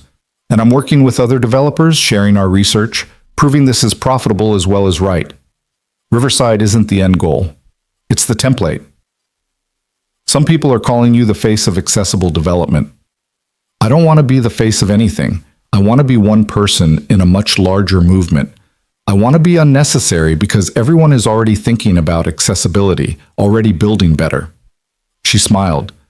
But until that happens, yes, I'll keep pushing, keep building, keep proving this matters. As the sun set over Riverside that evening, painting the new buildings in shades of orange and gold, Nora found herself on a bench in the central plaza. Mia was playing on the accessible playground equipment, her tutu flying as she spun on a wheelchair-accessible merry-go-round. Jake sat beside Nora, their hands linked, both of them watching the little girl who'd become the center of their unexpected family. "Do you remember," Jake said quietly, "that first day in the cafe, when you said you just wanted to feel normal?" "Yeah." "Do you feel normal now?" Nora considered the question. Normal had been her goal once, to be seen as just another person rather than as her disability first. But somewhere along the way, normal had stopped being the point. She'd stopped trying to minimize her wheelchair, stopped apologizing for needing accommodations, stopped letting other people's discomfort dictate her comfort. "No," she said finally. "I don't feel normal. I feel like myself, fully, completely myself. And I think that's better than normal." Jake squeezed her hand. "Much better." Mia ran over, breathless and happy. "Can we go get ice cream to celebrate?" "Also because I'm hungry and ice cream is both celebratory and nutritious according to my very scientific research." "Ice cream is nutritious now?" Jake asked skeptically. "Calcium, for bones! Science, Daddy. You can't argue with science." They ended up at Mia's favorite ice cream shop, the three of them crammed into a booth clearly designed for people without wheelchairs. Nora had transferred to the bench seat, her wheelchair folded and tucked to the side, and they ate ice cream while Mia narrated every detail of the day with the intensity of someone who'd been taking mental notes. "And did you see Mrs. Patterson crying when she saw her apartment? She told me it's the first place she's lived in 20 years where she can reach the kitchen cabinets. 20 years. That's like twice my entire life." Mia paused between bites. "Also, that reporter asked if I wanted to be an architect when I grow up, but I told her I'm going to be a professional embroiderer/humanitarian. She seemed impressed." "As she should be," Nora said solemnly. "That's a very specific career path." "I believe in specialization." Mia had gotten chocolate ice cream on her nose. "Daddy, can Nora come live with us? Like, officially? Because she basically already lives with us, except her clothes are at the wrong house, and that seems inefficient." The question hung in the air, unexpected and enormous. Jake's eyes met Nora's over Mia's head, a silent conversation passing between them. They'd been dancing around this for months, spending more nights together than apart, keeping clothes at each other's places, functioning as a family unit without officially defining it as one. "Mia," Jake started carefully, "that's a big decision. It's not just about efficiency. I know it's big. That's why I'm asking instead of just deciding, because I'm 9, not in charge. But I think we should be a real family, don't you?" She looked between them with heartbreaking hope. "We love Nora. She loves us. We're happy together. Isn't that what family is?"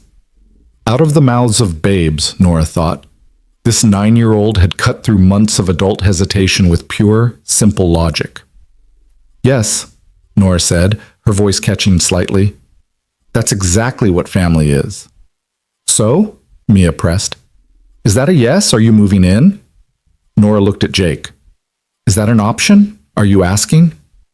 "I mean, I had planned to ask more romantically, maybe with candles or a sunset, or at least without chocolate ice cream on everyone's face." Jake was smiling, though, his eyes bright. "But yes, that's what I'm asking. Move in with us. Make it official. Be part of this weird, wonderful family we're building." "Your apartment is tiny," Nora pointed out. "My wheelchair barely fits." "So we find a bigger place. There's one that works for all of us." Jake reached across the table, taking her hand. "I know your penthouse is beautiful and expensive and has an amazing view. But Nora, home isn't about the view. It's about the people. And we want you, wheelchair and all, CEO responsibilities and all, exactly as you are." Mia had abandoned her ice cream entirely, watching them with desperate anticipation. Please say yes. Please, please, please. I already designed how we could rearrange my room to have space for your work stuff, and I promise to be quiet during your important phone calls, and I'll help cook, and— Yes, Nora interrupted, laughing through sudden tears. Yes, I'll move in. I would love to move in. Mia's shriek of joy was loud enough to make every other customer in the ice cream shop turn and stare. She launched herself at Nora, hugging her so hard they both nearly toppled off the bench. This is the best day ever, even better than the Riverside opening. We're going to be a real family. Oh, we already were a real family, Jake said gently. This just makes it official. That night, after they dropped Mia off at home with a babysitter, Jake's sister, who'd agreed to take her for the evening, Jake and Nora drove to a spot overlooking the city. From here, they could see both Nora's penthouse building downtown and Riverside to the east, both of them lit up against the night sky. Two different worlds, Jake observed, the one you came from and the one you built. Or maybe just one world that's big enough for both. Nora leaned against him. I was so scared when we met. Scared of letting you in, scared of what would happen when you learned who I really was, scared that my life was too complicated to share with anyone. And now? Now I'm still scared sometimes, but I'm also happy. Really, truly happy in a way I didn't think I'd feel again after my accident. She turned to face him. You gave me that. You and Mia. You saw me when I felt invisible. You stayed when I expected you to leave. You made me believe I deserved more than I was settling for.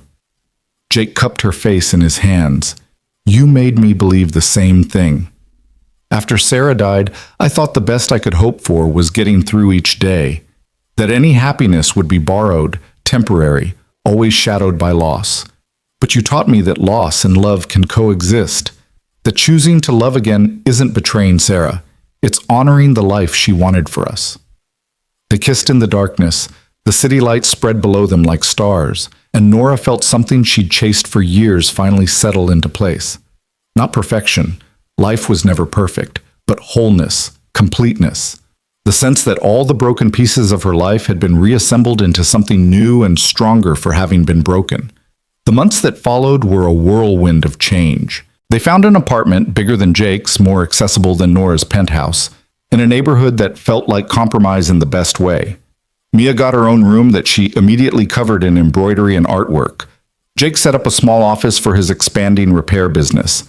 Nora created a workspace where she could handle Lane Corp business from home when needed.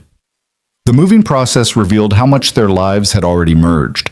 Half of Nora's clothes were already at Jake's place. Most of his tools had migrated to her penthouse for various repair projects. Mia's homework was scattered between both residences. They'd been living together in everything but address for months. Riverside's success sparked exactly the movement Nora had hoped for. Other developers reached out, wanting to learn from Lane Corp's approach. Architecture firms began incorporating universal design principles from the start. Disability advocacy groups partnered with construction companies to ensure accessibility wasn't just compliant, but genuinely functional. 6 months after the opening, Nora gave a TED Talk that went viral. Not about business or real estate, but about the radical idea that designing for disability made everything better for everyone. She talked about curb cuts helping people with strollers and luggage, about automatic doors assisting anyone carrying packages, about how designing for the margins actually served the majority. The video hit 10 million views in a week. Suddenly, Nora was fielding speaking requests from around the world, consulting offers from major corporations, interview requests from major publications. She became, despite her resistance to the label, the face of accessible development. But the moment that mattered most came 8 months after moving in together, on an ordinary Tuesday evening. Nora was making dinner. Her cooking had improved significantly under Jake and Mia's tutelage when Mia came home from school looking unusually serious. We had career day, she announced, dropping her backpack by the door. Everyone's parents came to talk about their jobs. Oh no, Jake said. I forgot to sign up. Mia, I'm so sorry. It's okay. Nora came instead. Nora looked up from the stove, confused. I didn't go to your school today. I know. But when it was my turn to talk about my family's jobs, I talked about you. about Lane Corp and Riverside, and how you changed the world by caring about people everyone else forgot about. Mia pulled a paper from her backpack, an assignment with a gold star at the top. I wrote about how my family is made of different parts, but we fit together perfectly. How Daddy fixes things that are broken, you build things that work better, and I'm learning from both of you how to make the world less broken. The essay was titled My Family and filled an entire page in Mia's careful handwriting. Nora read through tears, each sentence revealing how deeply this child understood what they'd built together. "You called me part of your family," Nora said, her voice thick. "Well, yeah. You live with us. You help with homework. You come to my school plays and doctor appointments and boring stuff. That's what family does." Mia paused. "Unless you don't want to be family, I just assumed—" "No, I want to be family. Nora pulled her into a hug. "I didn't know if you thought of me that way, as really part of the family, not just your dad's girlfriend."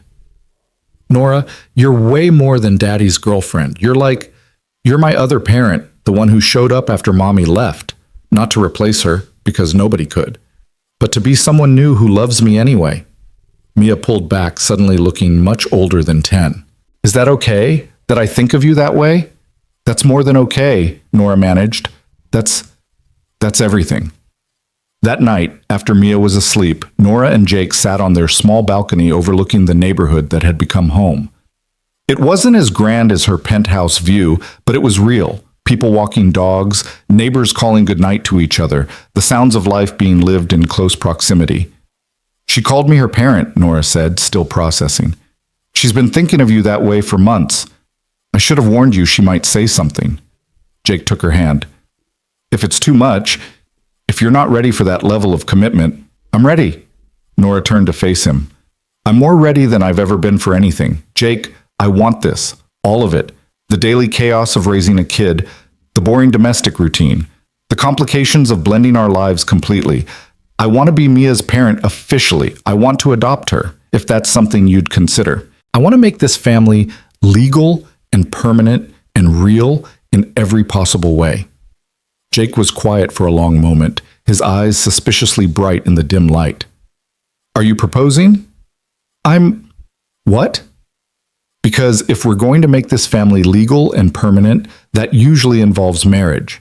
And I was planning to ask you, had a whole thing planned for next month, but if you're jumping the gun—" Nora started laughing, the sound free and joyful. "Are we really competing over who gets to propose first?" "Apparently." Jake was grinning now. "For the record, I still want to do my planned proposal. I bought a ring and everything. Mia helped pick it out. It's very sparkly, possibly too sparkly, but the woman at the store said, 'Go big or go home,' and Mia took that very literally." "You bought a ring?" 3 months ago. I've been carrying it around waiting for the perfect moment." He pulled a small box from his pocket, opening it to reveal a ring that was indeed very sparkly. A design that managed to be elegant despite Mia's obvious influence toward maximum shine.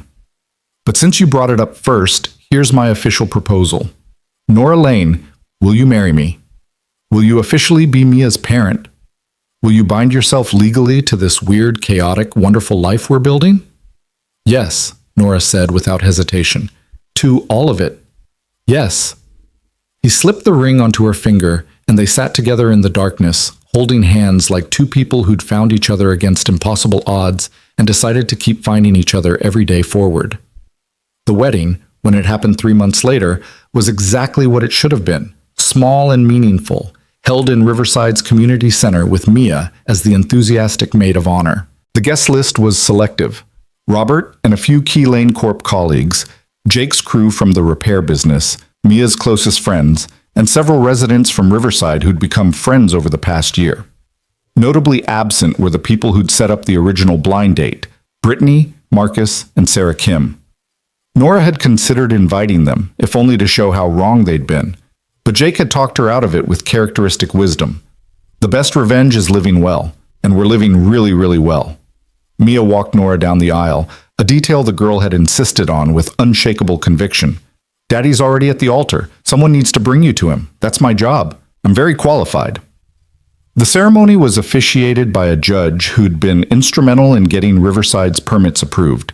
She spoke about how marriage, like good architecture, required strong foundations and flexibility to weather challenges. How the best partnerships honored both individuals while creating something larger together. When it came time for vows, Jake went first. Nora, a year and a half ago, I walked into a cafe expecting an awkward blind date. Instead, I found someone who changed everything I thought I knew about bravery, about resilience, about what it means to love fully. You taught me that vulnerability is strength, that letting people in isn't weakness but courage, that the best way to honor the past is to build a future that matters. His voice cracked slightly. I promise to see you always, not just look at you, to stand beside you, not in front of or behind you, to remind you that work isn't everything when you forget, and to make sure Mia doesn't put mushrooms in anything you eat, because I know you both have strong feelings about mushrooms. The crowd laughed through their tears. Nora's turn. Jake, you gave me something I thought I'd lost. The ability to be just myself. Not a CEO, not a disability advocate, not someone defined by tragedy or triumph. Just Nora. A woman who laughs at bad jokes and cries at sappy movies and needs reminding to eat lunch. You saw me completely and loved me anyway. You taught me that the right person doesn't complete you. They remind you that you were whole all along. She looked at Mia. You both taught me that family isn't about blood or obligation. It's about showing up, about choosing each other every day, about building something worth protecting. I promise to keep showing up, keep choosing you both, keep building this life we've created. There wasn't a dry eye in the community center. The reception was held outside in Riverside's plaza, the same spot where they'd held the opening ceremony. Mia gave a speech that was somehow both hilarious and profound, ending with, "So basically, my dad met Nora because some mean people tried to be cruel, but they accidentally did something good instead," which I think means even bad things can lead to good things if you're brave enough to see the possibilities. Also, I got a second parent out of this, so I'm very pro-romance. Love is good, everyone. 10 out of 10 would recommend. As evening fell and string lights came on across the plaza, Nora found herself dancing with Jake. She'd transferred from her wheelchair to a regular chair, and they'd figured out a way to dance that worked for both of them. Not traditional, but theirs. Happy? Jake asked, holding her close. Deliriously, improbably, completely. Good. Because Mia's already planning our first anniversary party. Apparently it involves ducks. I'm afraid to ask for details. Nora laughed, resting her head on his shoulder. Around them, their friends and family celebrated, the community they'd built bearing witness to the family they'd become. Riverside's buildings rose against the evening sky, monuments to the idea that the world could be better, that fighting for that better world was worth the cost. A year ago, she'd sat in a cafe expecting humiliation and found humanity instead. Found a man who saw her clearly, found a daughter who needed another parent as much as Nora needed to be one. Found proof that the cruelest setups could lead to the most beautiful outcomes. Strong hearts walk farther. Mia's childhood wisdom had proven prophetic. Nora had walked farther than she'd ever imagined. From that cafe to this plaza, from isolation to family, from fighting to be seen to building spaces where everyone could be seen. And she was still walking, still building, still proving that love and architecture and stubborn determination could reshape the world. One accessible doorway, one genuine connection, one brave choice at a time. The daisies from their first date, new ones, but symbolically the same, sat in the center of every reception table. New beginnings, the flower shop woman had promised. She'd been right. This was a beginning. Not the end of Nora's story, but a chapter that proved the best beginnings often come disguised as endings, and the cruelest pranks sometimes lead to the most profound transformations. As the celebration continued into the night, Mia started a conga line that somehow became a disability-accessible group dance where everyone participated regardless of how they moved through the world. It was chaotic and joyful and perfectly imperfect, exactly like the life Nora had built. She caught Jake's eye across the plaza. He was laughing at something Robert had said, but he met her gaze and mouthed, "I love you." She mouthed it back, the simple declaration that had become their foundation. The cafe video that had started everything was still online, still circulating occasionally when people wanted to share stories about unexpected kindness. But it no longer defined her. It was simply one moment in a much larger story. A story about a woman who refused to let cruelty diminish her, who built accessibility into the foundation of everything she created, who learned that the strongest hearts aren't the ones that never break, but the ones brave enough to stay open even after breaking. Nora Lane had walked farther than anyone expected, especially herself. And with Jake's hand in hers and Mia's laughter ringing through the plaza, she knew the journey was just beginning. Sometimes the best revenge isn't revenge at all. Sometimes it's simply living so fully, loving so openly, and building so persistently that the people who tried to break you become irrelevant footnotes in a story much bigger than their cruelty. This was that story. And it was far from over.